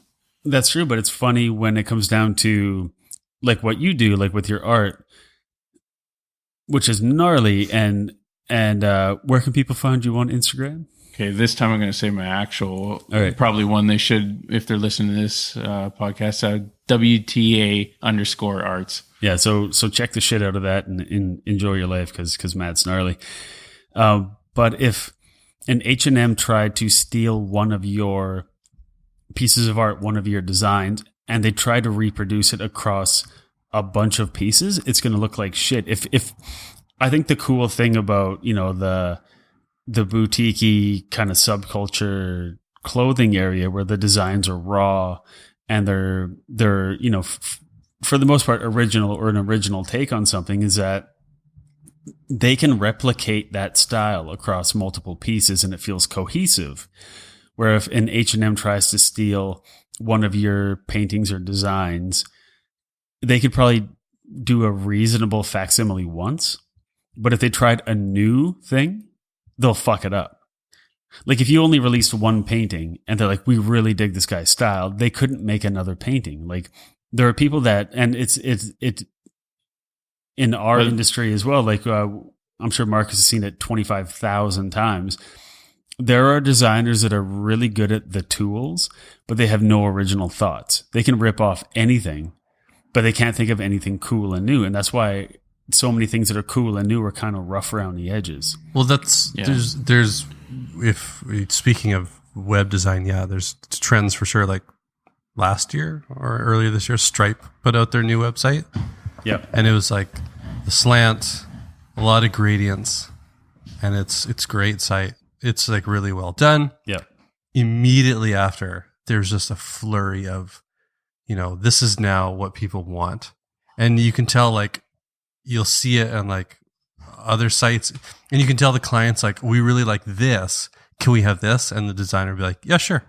Yeah. And it's like, but it's such a blatant ripoff that it does happen a lot. And in fashion, it's got to happen even more. Like how many times you see a Thrasher shirt not sold by Thrasher, but yeah. I just got my new Thrasher in the mail today, and it came with like it goes back to that original art thing. It's cool if the people made it and they keep making it in the same way. It's going to get incrementally better because a lot of people start off not insanely talented either with the tools or with the execution or like the original sketch, whatever. They have a great idea. And eventually they get somebody who can execute that in the proper format where, like with my new Thrasher today, it came with like a sticker sheet, which I still get so happy that I get a free sticker sheet. And it had like a Thrasher one. It had like, Volcom. It had a Deathwish skateboards. Like it was a good sticker sheet. And so much of it that I love more than anything else is hand done. Because if anybody tried to rip that off, it's going to look worse. So if I can interject there, that's my biggest thing is I think that's where it's going. I bought a shirt from an artist in New York that it was hand spray painted. Yeah. It's one of my favorite shirts. It's is that the one with the Pink Panther on? Yeah. It's a Rat King. Yeah. The group Rat King. It's a buddy of that group that does these shirts. And I'm seeing that more and more where artists are doing one-offs. Yeah. And just selling it from their Instagram. So I think like you're going to have the Yeezy kind of thing. That's going to keep going for a while. And there's going to be, like I said, it's going to be on all the reality shows. All the celebrities are going to have those ones. Yeah. But then there's some grimy shit that do-it-yourself people are doing that I think that's going to pick up more. And there's going to be a lot more originality. Like I think eventually there's going to be something really good to come out of a lot of the monotony bullshit that's happening right now. Yeah. I can totally see that. Like I said, I mean, some of these expensive brands, the same thing's being done, copied pretty much, but in the department stores. You can get that look anywhere. Yeah.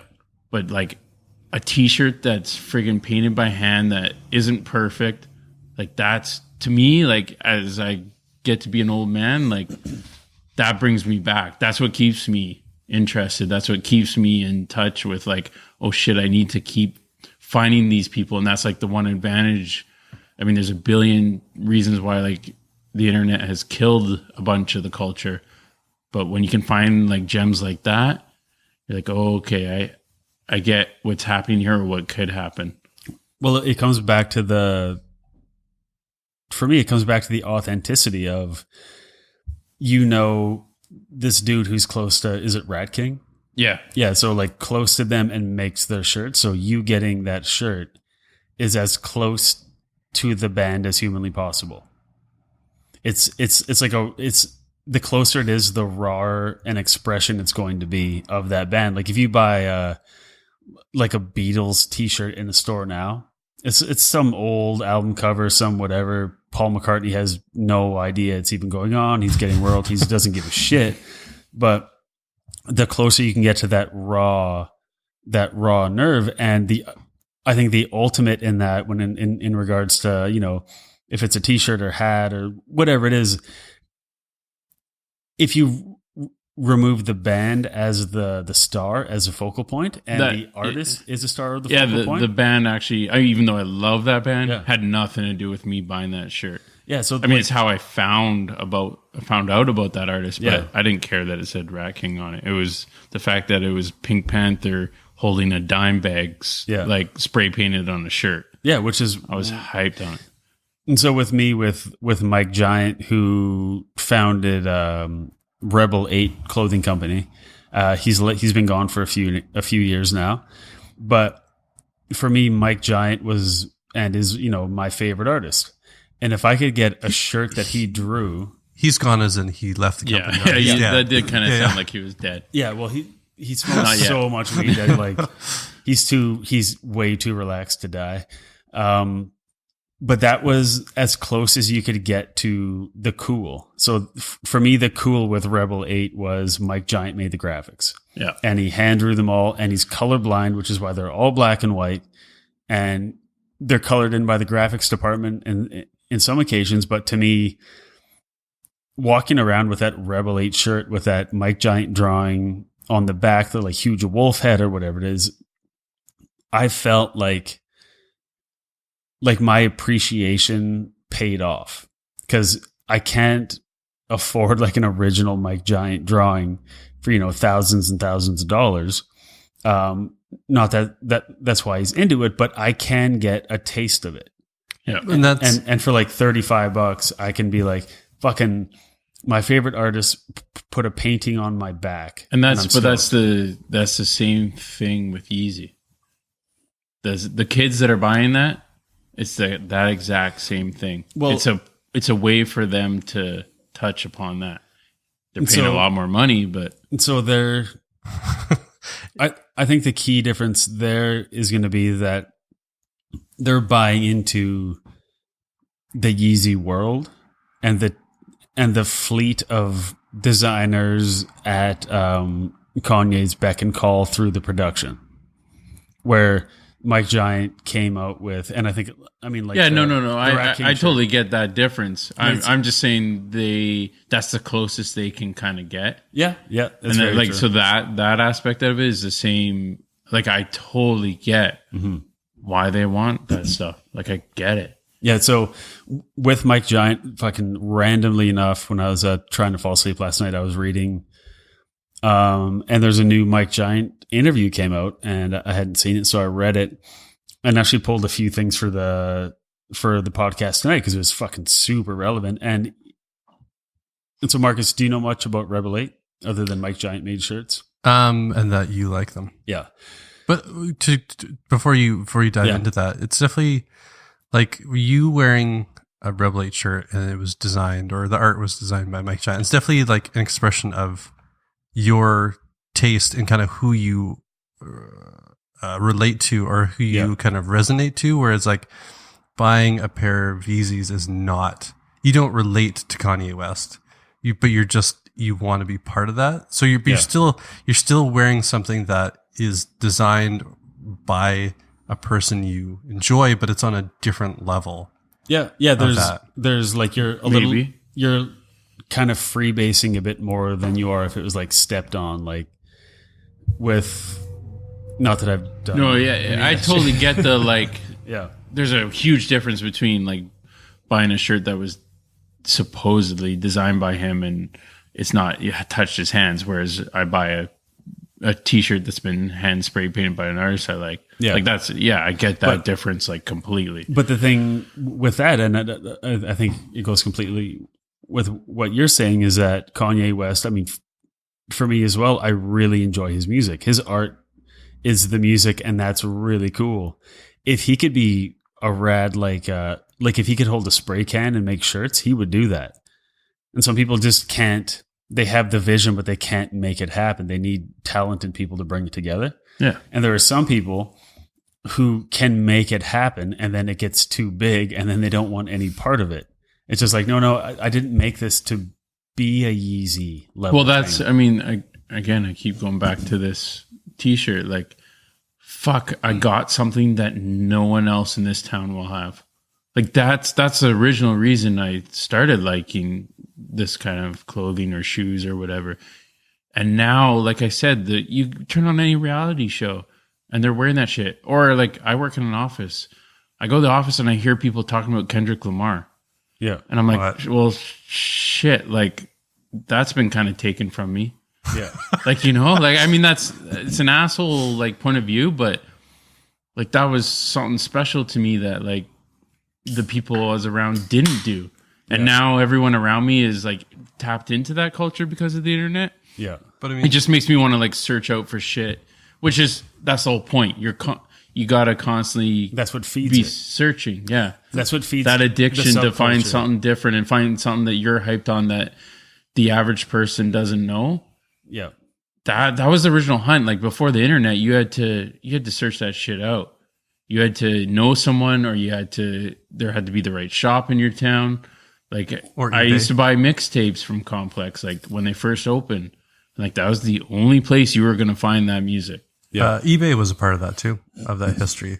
Yeah. Of like, you can't find it in shops because they don't sell online, but somebody has on eBay that you could buy internationally, and now you can bring it in. But yeah, it's definitely like, I totally get that want to be original, and then when it gets adopted by like H&M, you're like, well, fuck, that's gone. That's over. The whole, And that's happening so fast now. well, like, Oh, it's ridiculous. an example could be like I have a taller torso, and so Are you skinny fat? no, I'm tall short. Short penis, long thorax. A lot of joints. Too many. Yeah, and so like A lot of knuckles. I really liked the extra tall shirts from American Apparel, and then they of course went bankrupt. But I went to H&M. I was like, cool, they have taller shirts, and I put it on, and it was like that scoop. Yeah. Like, yeah, and it goes down to your knee. and I was like, well, no, this isn't a tall shirt. This is, It's a gown. yeah. And it's like, this is a 90 from the 40s.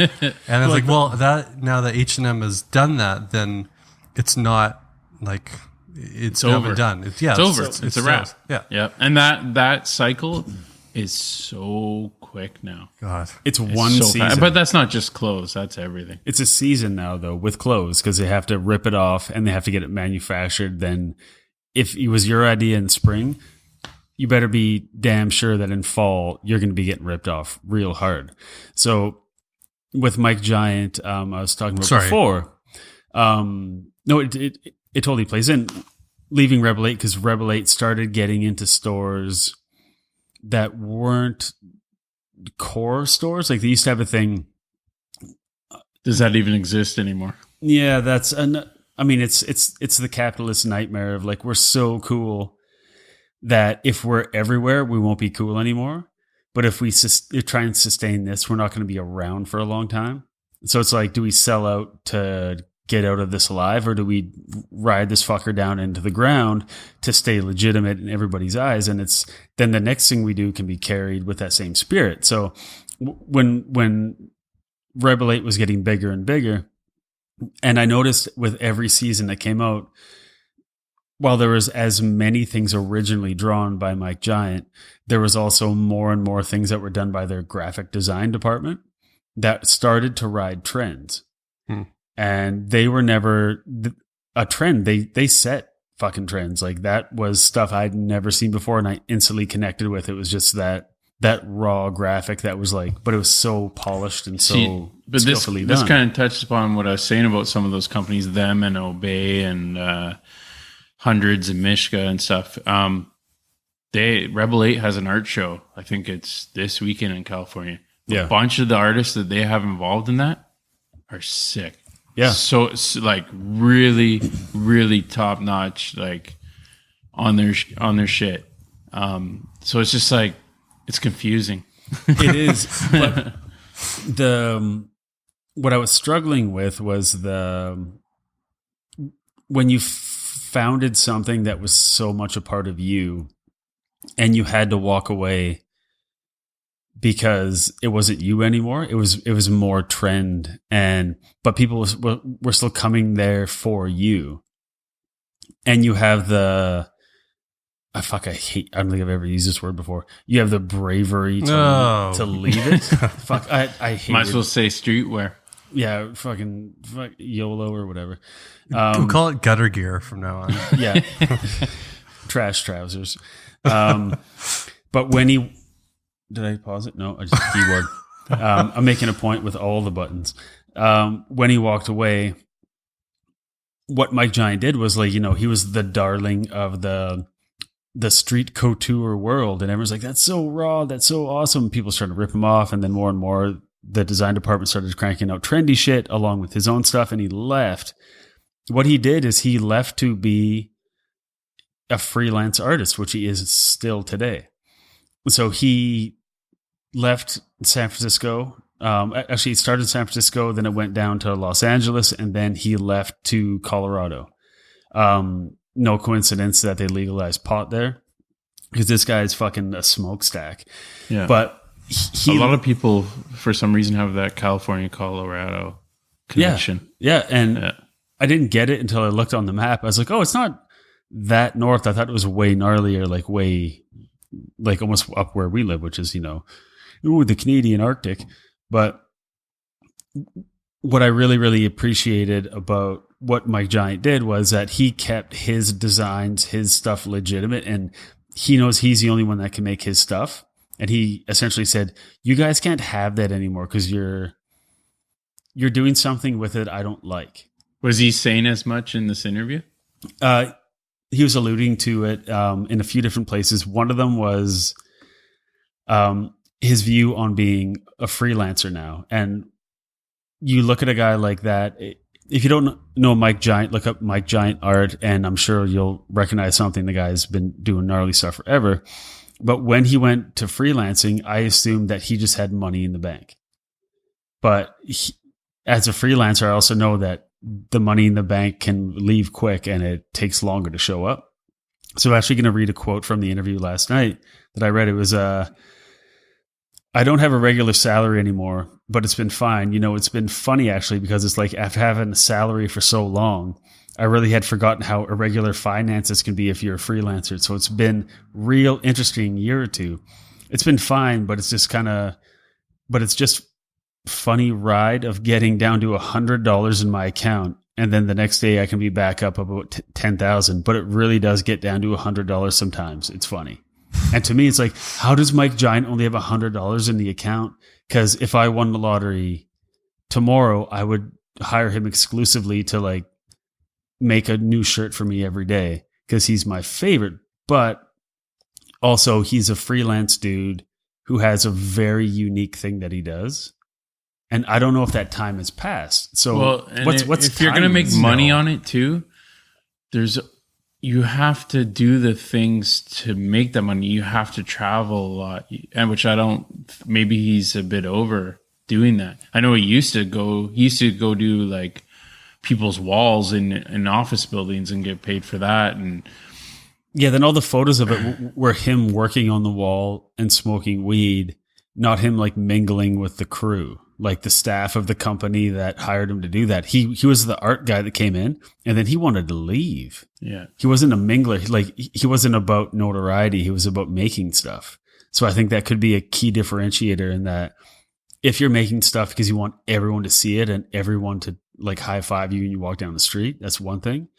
But if you make stuff because you can't not make it, and people distracting you from it is exactly that. It's wasting your time because you would rather be making more shit. Yeah. So when does fame become a curse when you're a designer? Probably when you talk about what you do more than do what you do. Well, it's tough as an artist. You can feel like you're on some new shit. Then you go on an Instagram.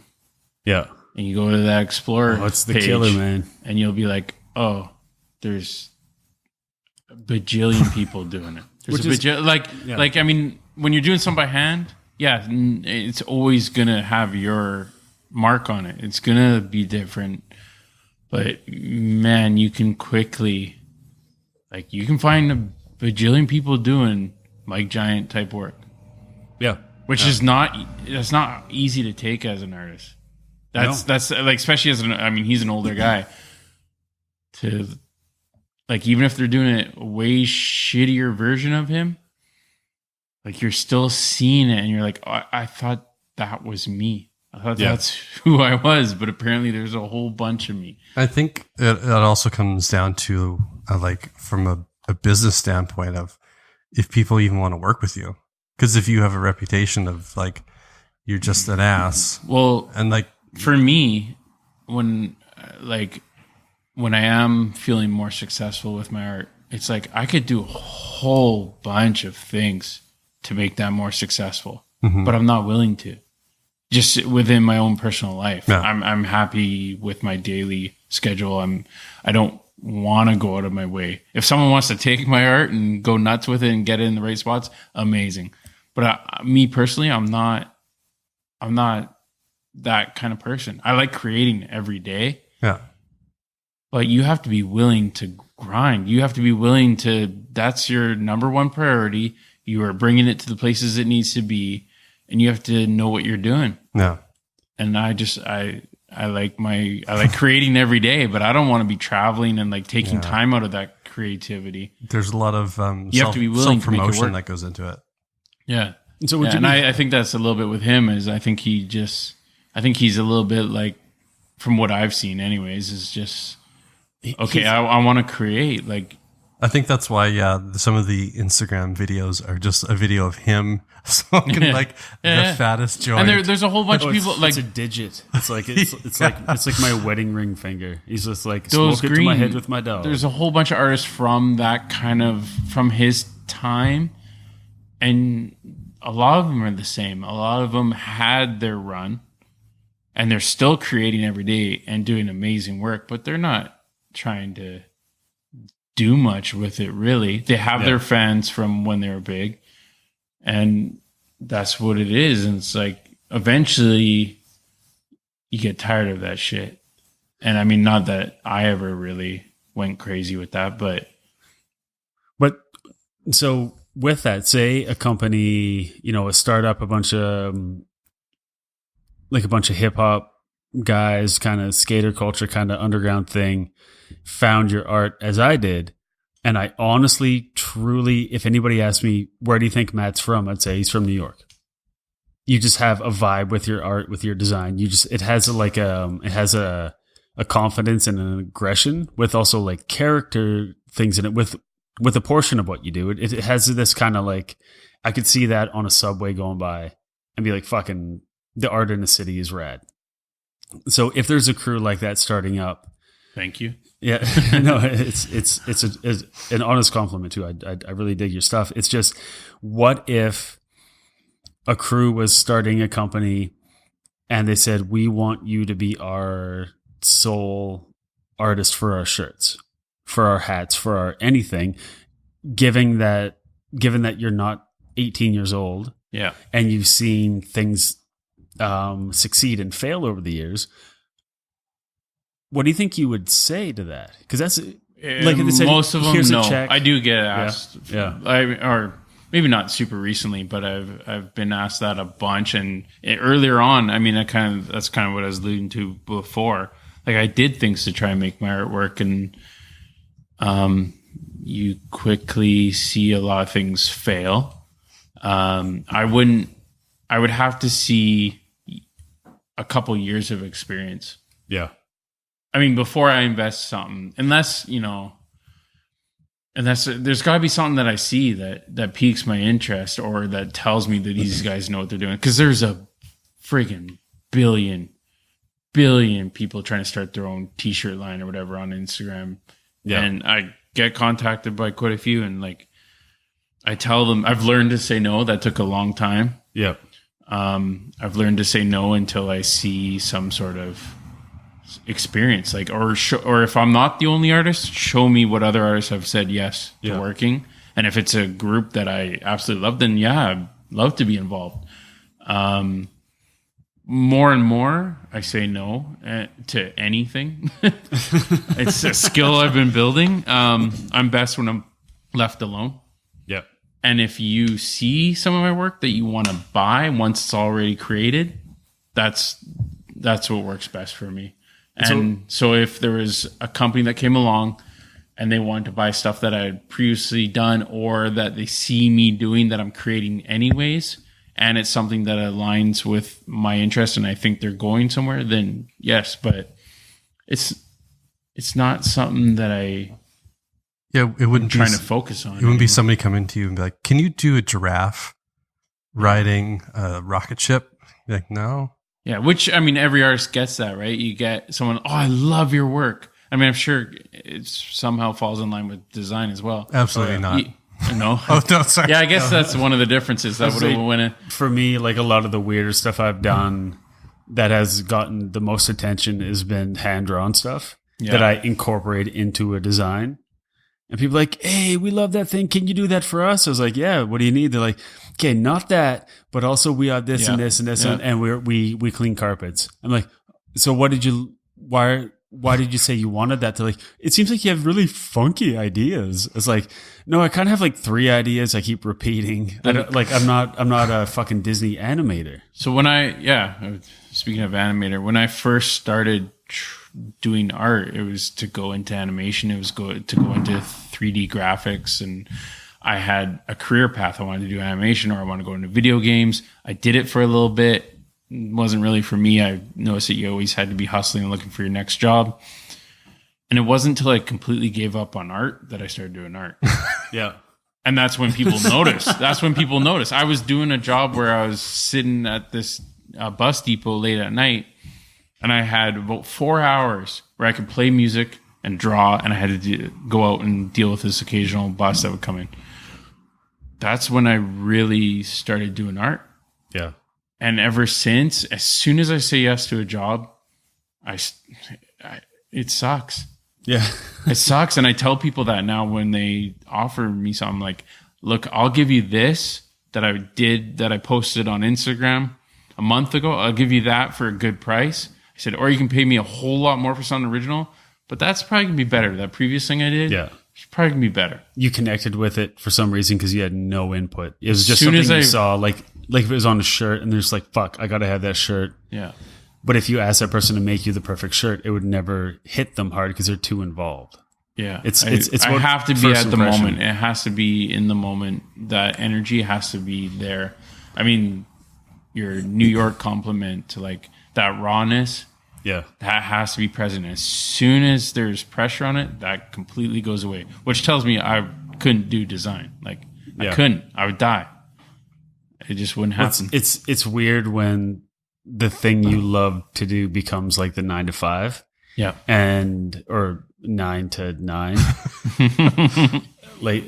Past couple of weeks. And then the thing you really want to do, which is just draw or make something cool or whatever, you're just so burnt out on having to think of so many things. Like the way I draw, and even before I design, it's very not premeditated.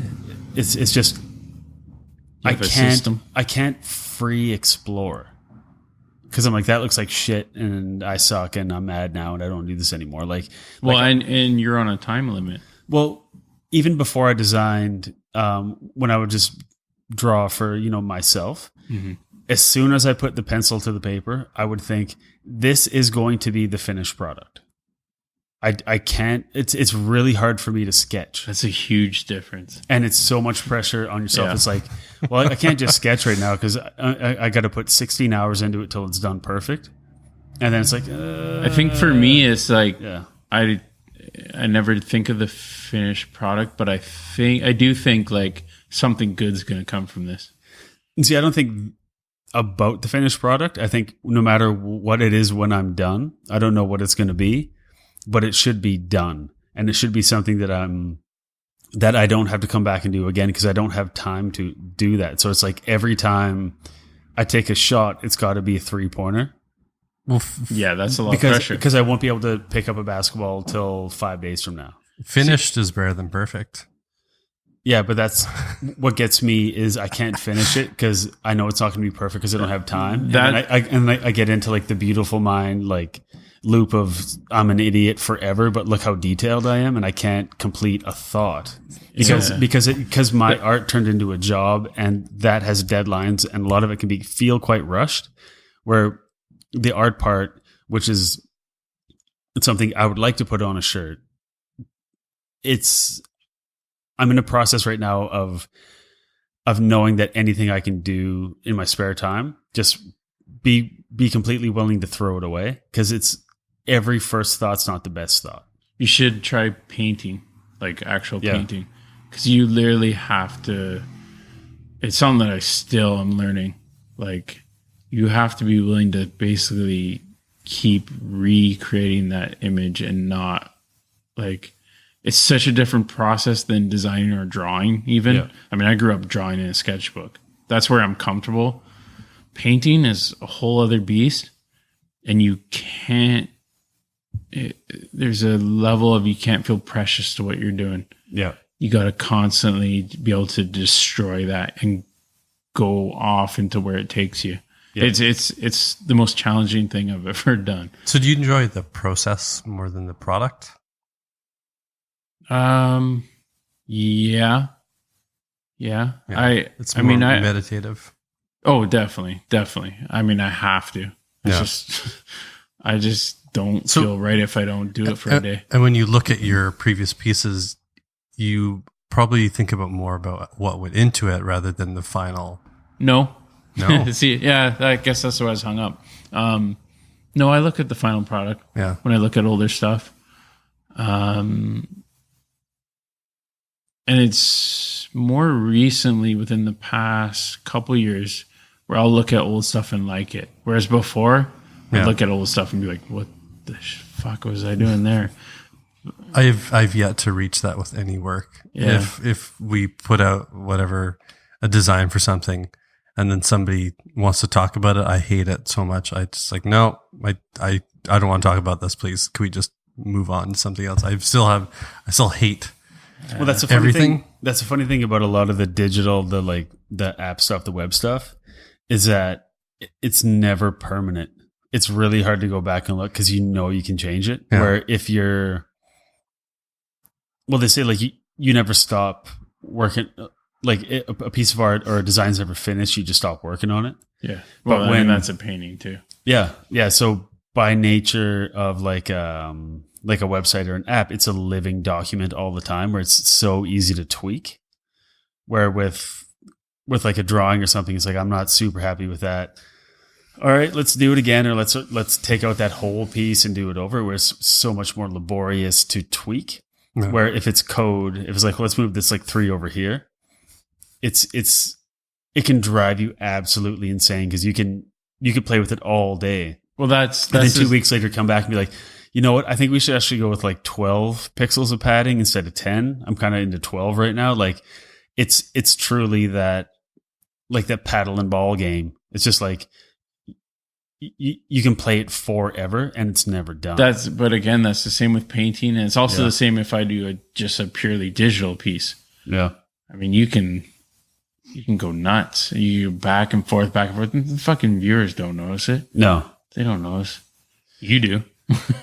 And so with the art that you do, which is super rad, and the stuff you've done in the design world, and your dedication to finding out the next cool thing, like clothing wise, if it's like a special edition, whatever it is, a new design, a new company, have you ever considered starting up your own thing in a small way with your stuff on it? No. I mean, maybe years ago. Not now. No. The biggest thing I think about now with my work is just how I want to exhibit it. I mean, would I paint on a t-shirt and sell to someone that wants to buy it? Maybe. That'd be kind of interesting. But I just think like creating a label period on anything is just kind of done. It's done. Like, you are your own person, label, whatever you want to call it. And I just, no. Well, it's funny because you say that, because Mike Giant, in the interview I read, had thoughts on starting your own brand now, because they started it when you couldn't promote it. Like it just had to catch on in your area before you could get a bit of money to make more and spread it, and then talk to a news store and make sure you had enough stock where you could supply these people. Like back, they started in 2003. So back when you saw the hustle to get your shit in all the stores, where now it's like, if it catches on and people will contact you, it's a different game. And they were asking him about the ability to like easily start a brand now. And he said, I mean, again, it gets back to the roots of doing something for you and your friends that's different, something that you're not seeing. So you do it yourself. That's punk rock. Where the punk rock thing was never to be trendy, but it feels like now you could be accidentally trendy, where people can grab onto it and spread it like wildfire and almost burn your idea before you have a chance to, and super to see quick. it through. And that's what, I don't know about other forms of music, but with hip hop right now, I mean, SoundCloud rappers pop up, a noise takes over within 3 months, and then it's the next thing. And it's, I mean, that's everything right now, is like that one thing catches flames and goes till it's burnt out. And well, I mean, even like enamel pins. That exploded within the last 2 years, probably. Yeah. And now everybody makes enamel pins and everybody's got designs for it. It's and like people are realizing, what the fuck do you do with a pin? they're done. Yeah. It's like the trend of like they're retro, but they're new now. It's like, when they first came out, it's like, cool, we have all these. Like, there's some amazing ones. There's some really cool absolutely, things done. But then now, like, everybody makes them. What are you gonna do with them? Yeah. Like, let's move on. Let's bring back lanyards, like keychain lanyards. Yeah. So snakeskin. So what do you think, Matt, first, like, what would be the key? Like, you mentioned you haven't considered starting your own thing, and like forever, you just want to make the art you want to make, and you just want to like do your thing. If you had to, or like if you had an opportunity that was so great that it's like, well, I can't not do this. I can make my art all the time, and it can translate into this, you know, into shirts, into whatever, into hats, like into the stuff that I really, really dig. Knowing how easy it is to be blown up with your, like, it's a trend now, this thing's cool, and get ripped off, or like other people eventually stealing from you or whatever, like, because I still haven't seen art quite like yours. So what do you think the key would be to staying like a core brand? Because a lot of people jump on trends probably out of pressure because they get suppliers, they have to sell more stuff, they kind of have to feed the beast. Yeah. Like, I think you gotta stick with what you started. Yeah. Like, if I'm gonna, in some weird world where I did do my art as a fashion brand, I'd have to keep with it, which would be impossible for me because I switch every day what I'm doing. But I mean, again, you look at Stussy, like I said, they're still doing the same graphics they were doing from day one. Yeah. They've remained relevant that way. I mean, again, I'm not into Supreme, but they're doing pretty much what they started doing. Mm-hmm. So you have to have that authenticity for something to last. Like, if things worked out with Mike Giant and Rebel 8, maybe they'd stick around for a long time. Yeah. Maybe, I don't know, maybe not. But you would have to stick to what you started with, which is such an impossible decision. That's why I couldn't do it. Yeah, I would switch in a half hour what I wanted to do. Yeah. Like, I couldn't ever make that. I mean, I can't even do it in my own art career. Like, decide on what is me. That is my art career, is me figuring out who I am, figuring out what best represents where I'm at. And I'm so all over the place that my art's all over the place, and it hurts my art career in a way. But it's also who I am. That's just what I do. So doing a brand where you gotta stick to your original vision would be really hard for me.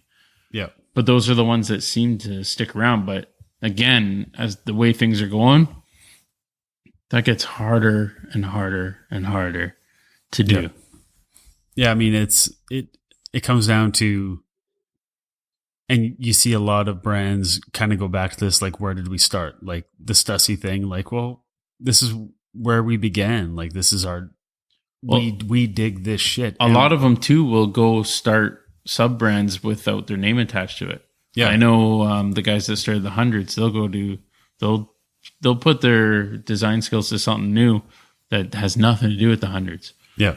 And that's how they recreate themselves and keep going. Yeah, and it's cool the way you put it, just with how just keep doing your thing, which it seems like an oversimplification, but if you're designing every day, you're painting every day, you're involved with the business every day, it's hard to keep doing your thing when one thing gets kind of popular. It's hard to walk away from it and say, I'm super stoked you guys dug that, but I'm just not doing that anymore. I'm doing like a new thing. And the last quote from that Mike Giant interview last night was asking about starting their own brand, or just like how do you stay legitimate to yourself and to the people that dig your stuff, not to Zoomies, not to fucking like one day the death rattle is like having a shirt in Costco. It's like we're too big to be cool anymore, and this is the only place we can make money. What Mike Giant said was, work really hard on what you do, make your own t-shirts and stickers and posters, and use social media and whatnot to push your work out there. It's easier than it's ever been to do that, but you still have to put in that work. So don't rely on a trend. Don't rely on a bunch of compliments to ride you out. Like you can never stop making the shit, which Matt, what you're saying is like every day is just like every 30 minutes, there's a new direction. So never stop putting in that work. And if you follow Matt on Instagram at WTA_arts, you got it. You'll see that exact passion and dedication and obsession just to make more shit. And if it never lands on the shirt, it never lands on the shirt, but never sacrificing what you think you want to do for what people want to see. And likes and hearts shouldn't matter. Yeah. Because if your account had 0 likes on every piece, you'd be like, I'm still going to make it, because it doesn't affect what you're doing. But that's because I've made it so I can detach from that. Yeah. If you're trying to do it as a career, like I really am not anymore. I love doing what I do, and I like people to like it. I like getting respect from like Sean O'Keefe or other artists that I respect. Like that's my biggest thing. That's amazing.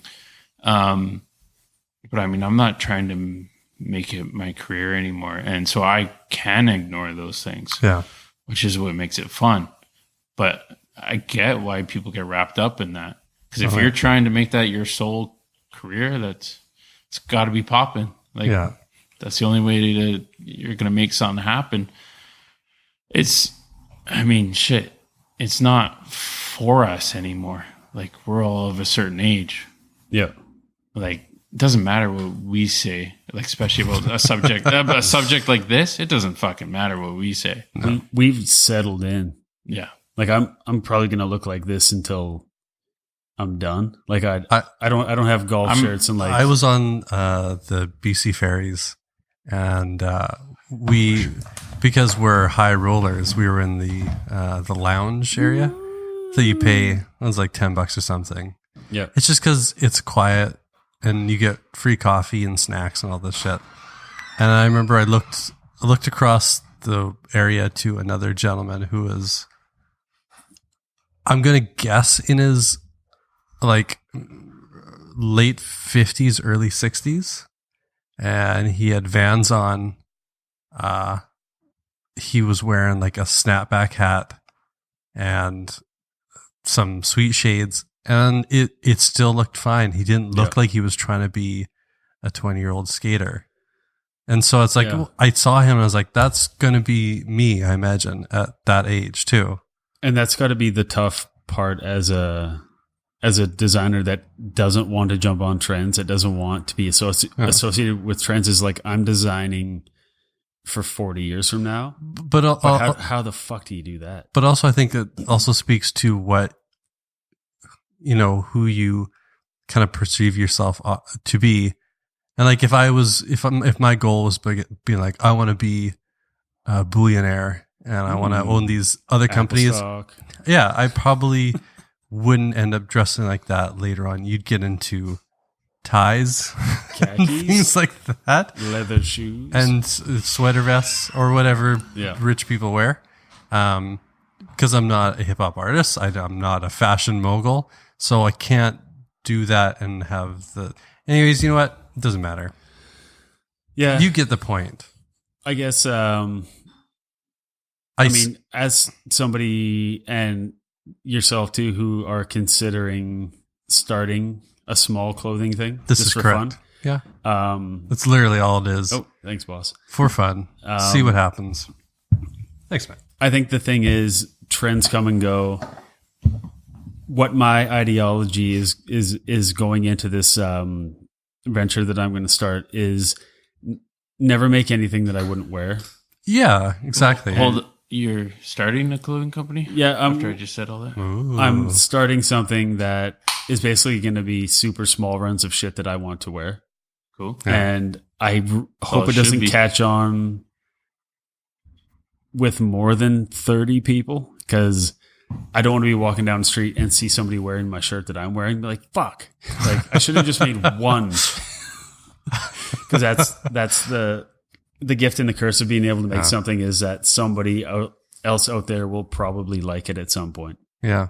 It's not yours, but And then it could be classified as streetwear at some point. ooh, street couture. Then you're over. Yeah. Yeah. So I don't know if we solved anything, but I don't think we attempted to. I mean, I definitely we didn't solve it, That was fun. but I got definitely appreciations for aspects of it.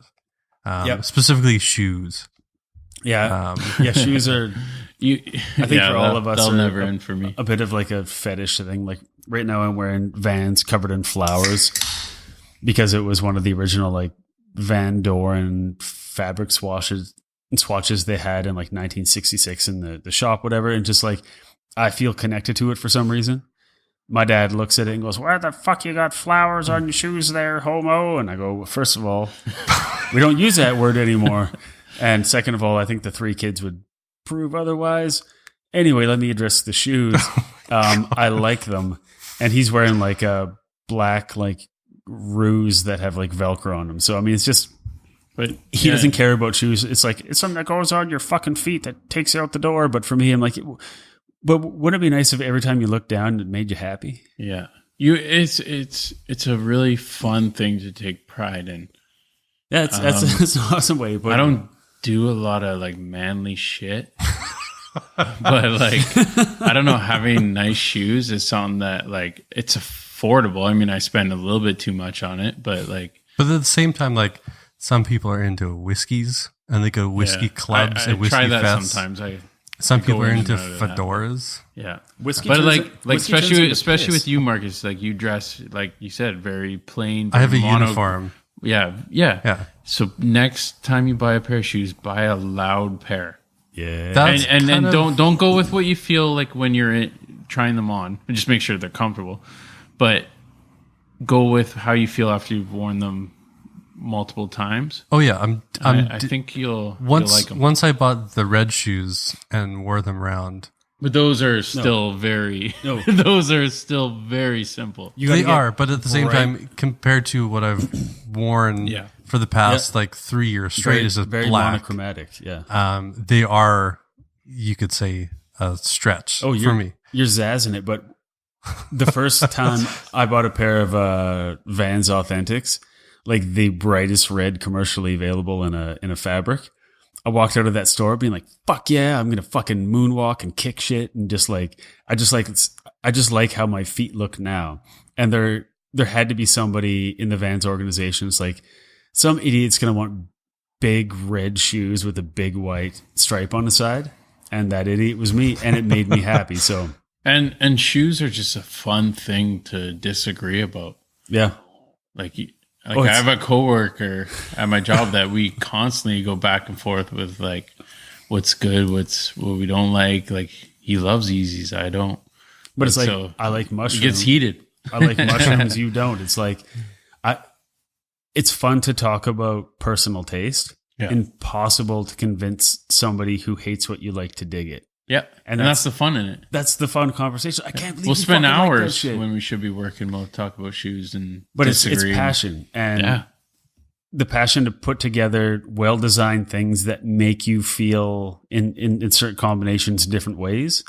I think that's probably the true magic of the the fancy street clothes is it's a puzzle you put together yourself. Is that what we're calling it now? Fancy street clothes? Fancy street clothes. Anything. Shit. When I started drinking like IPA beer, I called it fancy beer.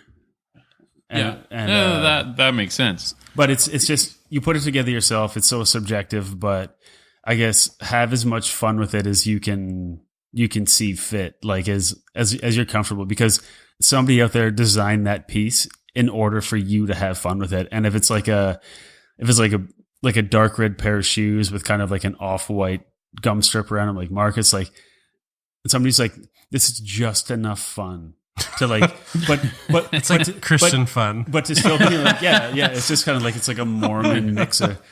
What it's like, but it's still kind of slick and still kind of like cool.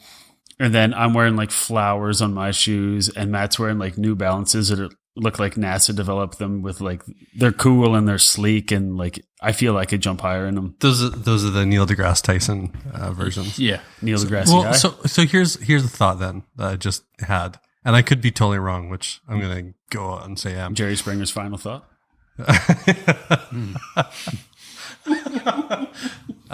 So I'm thinking about like streetwear companies, and maybe it's defined by a company that changes its style or changes its look all the time. Because I'm thinking like, has Levi's ever been considered streetwear? Has Doc Martens? No. Yeah, but Doc Martens was punk, wasn't it? Sure. Yeah, but not intentionally. But they've remained the That's same. who adopted it. Yeah. But they've had the same product every year after year. And they've lasted. Yeah, and so that never gets integrated. So maybe it's just like clothing that's constantly changing and trying to challenge what people wear. Did it. Solved it. All right, so our advice, I guess, is if you're going to design a piece of clothing, make it perfect and it'll last forever. That should be easy. Quick recommendations. Marcus has good names for these every week. And this week is... Last week was the jacket in my snowboarding, which was a mild bout of Tourette's on your part. This one's called the Macho Man Fanny Pack. All right. And I don't have one. Sorry, I was just going to say, if I was Macho Man's brother and From England, I was not successful, it would be Randy Macho Man's Salvage, and I would have a junkyard. Like Junkyard Dog. I was going to say that's Junkyard Dog. Randy Macho Man Salvage. Junkyard Dog. Do you guys still like say something you found during the week or whatever that you dig? Yeah, I got one. So what do you got, Matt? Yeah. Okay, so there's an artist on Instagram, look him up, that goes by Bast NY, New York, I assume. And he does tons of amazing paintings. But he also does these paintings where he creates a puppet, and the puppet he controls the puppet doing the painting. This might not be the best example, but there's one of them. So he makes like puppets that do the paintings, and the paintings are dope. But the puppet is that what that person looks like? That's a mannequin. Oh, that one's a mannequin. He has other ones. This one's kind of similar, and he'll set up a bunch of pages or canvases and have the puppet do the paintings. Yeah. I mean, he's obviously controlling it. I think this one here is my favorite. Oh, wow. Yeah, that's like... But like, I would legit buy the paintings that this puppet's doing. I like legit like the art. Yeah, it's guided by somebody who's skilled but managed or executed by like a bumbling idiot that is also a mannequin. It's Team America World Police. I mean, he does a bunch of amazing stop motion things. So, but like his actual paintings, I dig. But all this extra stuff is amazing. Dude has a passion for the imperfect, and that's awesome. Yeah. Here's another. Whoa, that's crazy. Yeah, it's amazing. Like, I would buy the paintings that he's doing with this puppet. All right, so puppet paintings is Matt's recommendation. That's pretty nice. I haven't seen it. It's so interesting. BASTNY. Yeah, so we'll post it up at designersoftheworst.com. That's just I have to follow this person. It's just like it's weird to This look one's at so good. because they're very like if you watched any Sesame Street? Well, no, I was gonna say those Phil Collins videos. yeah. With that, I can't remember the artist who made the puppets. Yeah. That used to give me nightmares as a child, but Yeah, they had a political show with those puppets I watched. I didn't get the jokes, but I like watching puppets. fucking weird. But that is like, I've never seen that before in my life. Like that. That's exciting to see Genius. something new. Yeah. Yeah. I mean, I've been following him for a while because, like I said, I like his legit artwork. But he's been doing that puppet thing recently, and it's blown my world. Yeah, so check that out at designersoftheworst.com. You can find all that. That's that awesome. Instagram. That's rad. Yeah. What was your title? I can't remember the Macho title Man yet. fanny pack. Macho Man, Randy, Smash Mouth. Salvage. Salvia. Junkyard. Mine is actually a clothing company out of Warsaw, Poland. Ooh. And it's not like I know all the coolest things. Like I'm into skating. This thing came about through skating. If anybody knows Chris Haslam as a pro skater, I think Marcus, you've seen the footage I've emailed you. Duh. He used to Yeah, live so- here for a be Yeah. And he used to be sponsored by Sitka. Yeah. He's He's short lived, I think, but Yeah, he's basically a magician and he rides a skateboard around. He's from Vancouver. Anyway, this isn't his company. It was started by Pavel Swansky, who's always been a gnarly artist designer, done pieces for skate companies, other clothing companies, whatever. But he started his own company called Turbo Color. Now it's TURBOKOLOR, very Euro Swansky of him. What he does is he has basically a clothing line that originally started off just with his own thing. Bring up the link and a thing here. So what he did is he used to design everything. He started off with a small team, and it's very simple kind of stuff. It's very old school kind of stuff. Here, Matt, I'll bring some up for you here. I don't think I've seen it. It's kind of like tattooy stuff. It's kind of like it has like a nod to the old school to it. Like even the logo itself is it's like an old it's a jaguar with an eye patch. Like it's pretty rad, but it's just kind of that like lowbrow arty kind of raw. Like there's like wolves and tigers and shit like that. Oh my. But it's just really well done. And it strikes a chord with me in that none of it's perfect. It's all just a little bit off because that's their touch. And now they're inviting more artists to be part of it. It used to just be Pavel Swansky, but I highly suggest anybody go check out Turbo Color. I have no idea where you get it aside from online. I've never seen anybody sell it in our city or in Vancouver. It's the kind of thing where you'd be so stoked to find it, and then you would go and find a jacket that they make with like a rad graphic on the back, and it would be like $240 here because they had to get it from Poland and they only ordered one, and it's not your size. But I would highly suggest checking them out. They just did a collaboration with Steve Caballero, legendary skater, inventor of the half cab, the Caballerial, and the proud owner of the half cab shoe from Vans, with I believe just celebrated their 25th anniversary. So anyway, my recommendation is Turbo Color, and we'll have that link up on the site. Did you find something?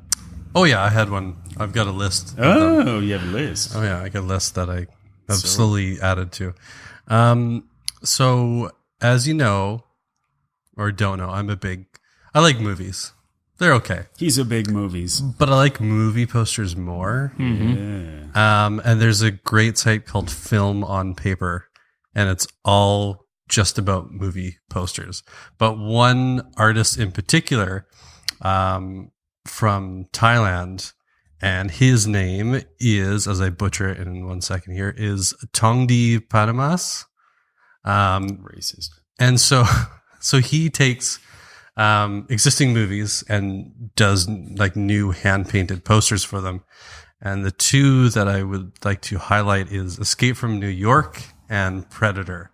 And I think that like they're just damn. They're Whoa, why have I never seen that? they're just rad. And can you order that? Come kill me. That I don't know. The type on that is what sets that really like. That's like VHS quality. Yeah, cover. like It's just like that fits that era perfectly. I haven't actually looked into if you can buy them. I appreciate them so much. And like his Escape from New York is like totally different than what you would see. It's the colors. Yeah, it's a lot of like pinks. It's and some neons, and then it's also the type, of course. In yeah, Yeah, but that's pretty gnarly. I mean, that discussion definitely leads into other conversations I will have later on in other episodes of like how movie posters today really suck, and there's no. Well, yeah, no but there's artists like that, and they're like Mondo. Have you ever checked out? I'm sure you have. Yeah. Oh, of course. But like, if I was, I've seen a Guardians of the Galaxy 2 one that was amazing. Oh, Yeah. that was so gnarly because it's just, it looks like the cast is exploding.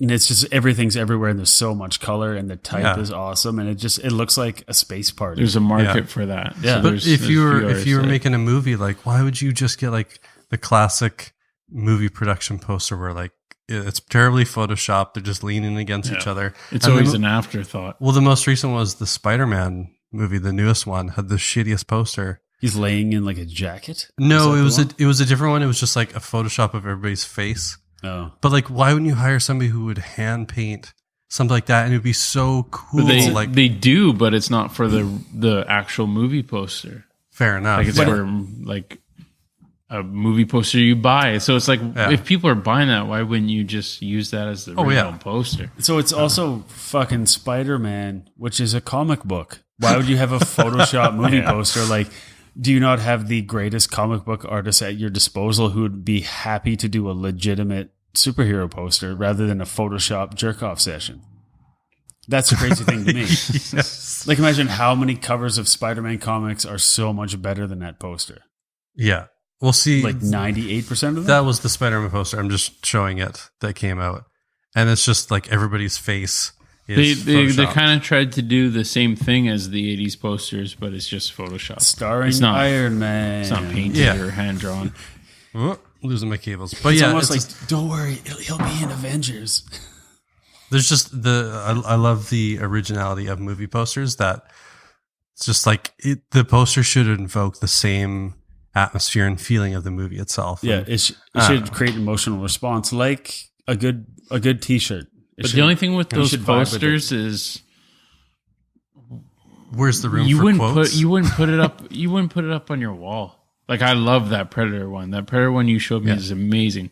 I'm not putting that in my front room. No. Even though I think the art and everything technically is amazing. Because at the end of the day, though, still it's a movie poster. It's a movie poster. And like I had the Pulp Fiction poster on my wall when I was a teen. Yeah. But I also had Michael Jordan and like the Earth and such. But you Paul Abdul. You don't. Yeah. Oh, sorry, that's me. and, the Cheetos. And MC Scat Cat. Yeah. Who went on to become Cheeto. Chester Cheetah. Yeah. Little known fact. Yeah. He died as skin. Anyways, at the end of the day, to be Simba. Yeah, it's still a movie poster. If you were rich and had a theater room, that's appropriate. Yeah, but if it's but just like those, hey, you want to come over?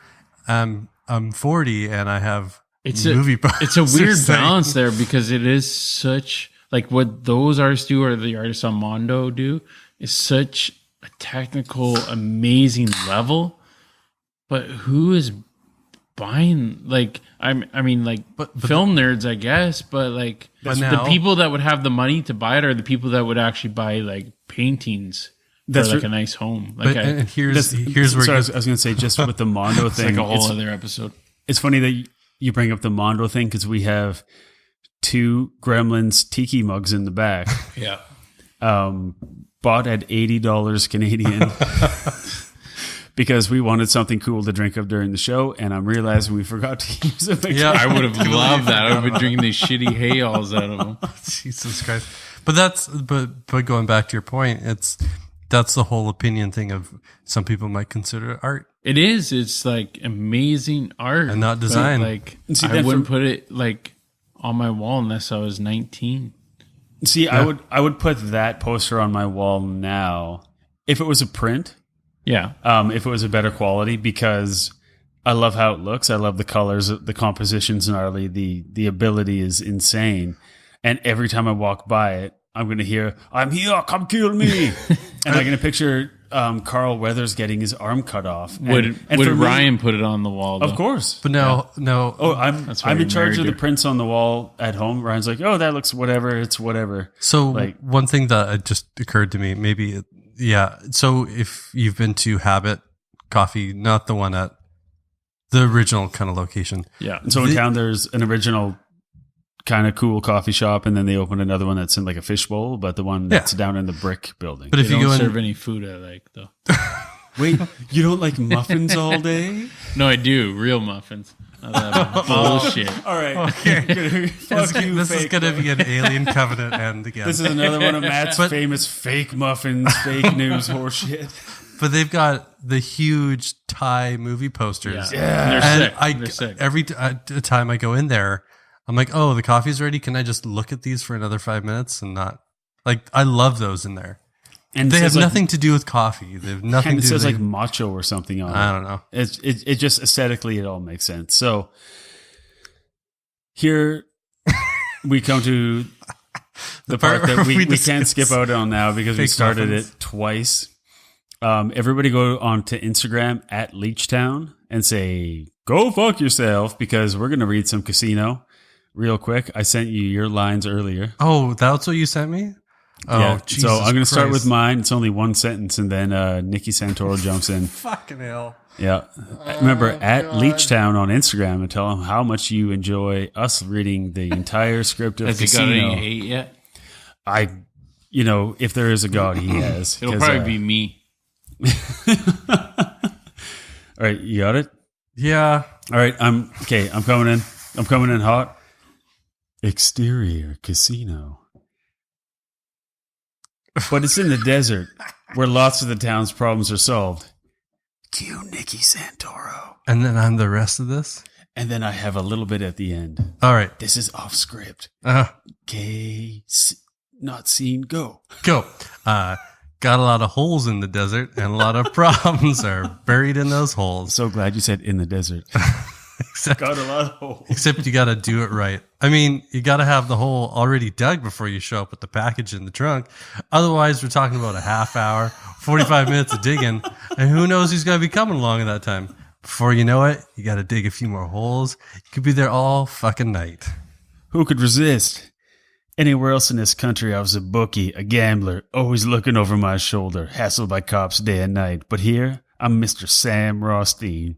I'm not only legitimate, but running casino, and that's like selling dreams for cash. Scene.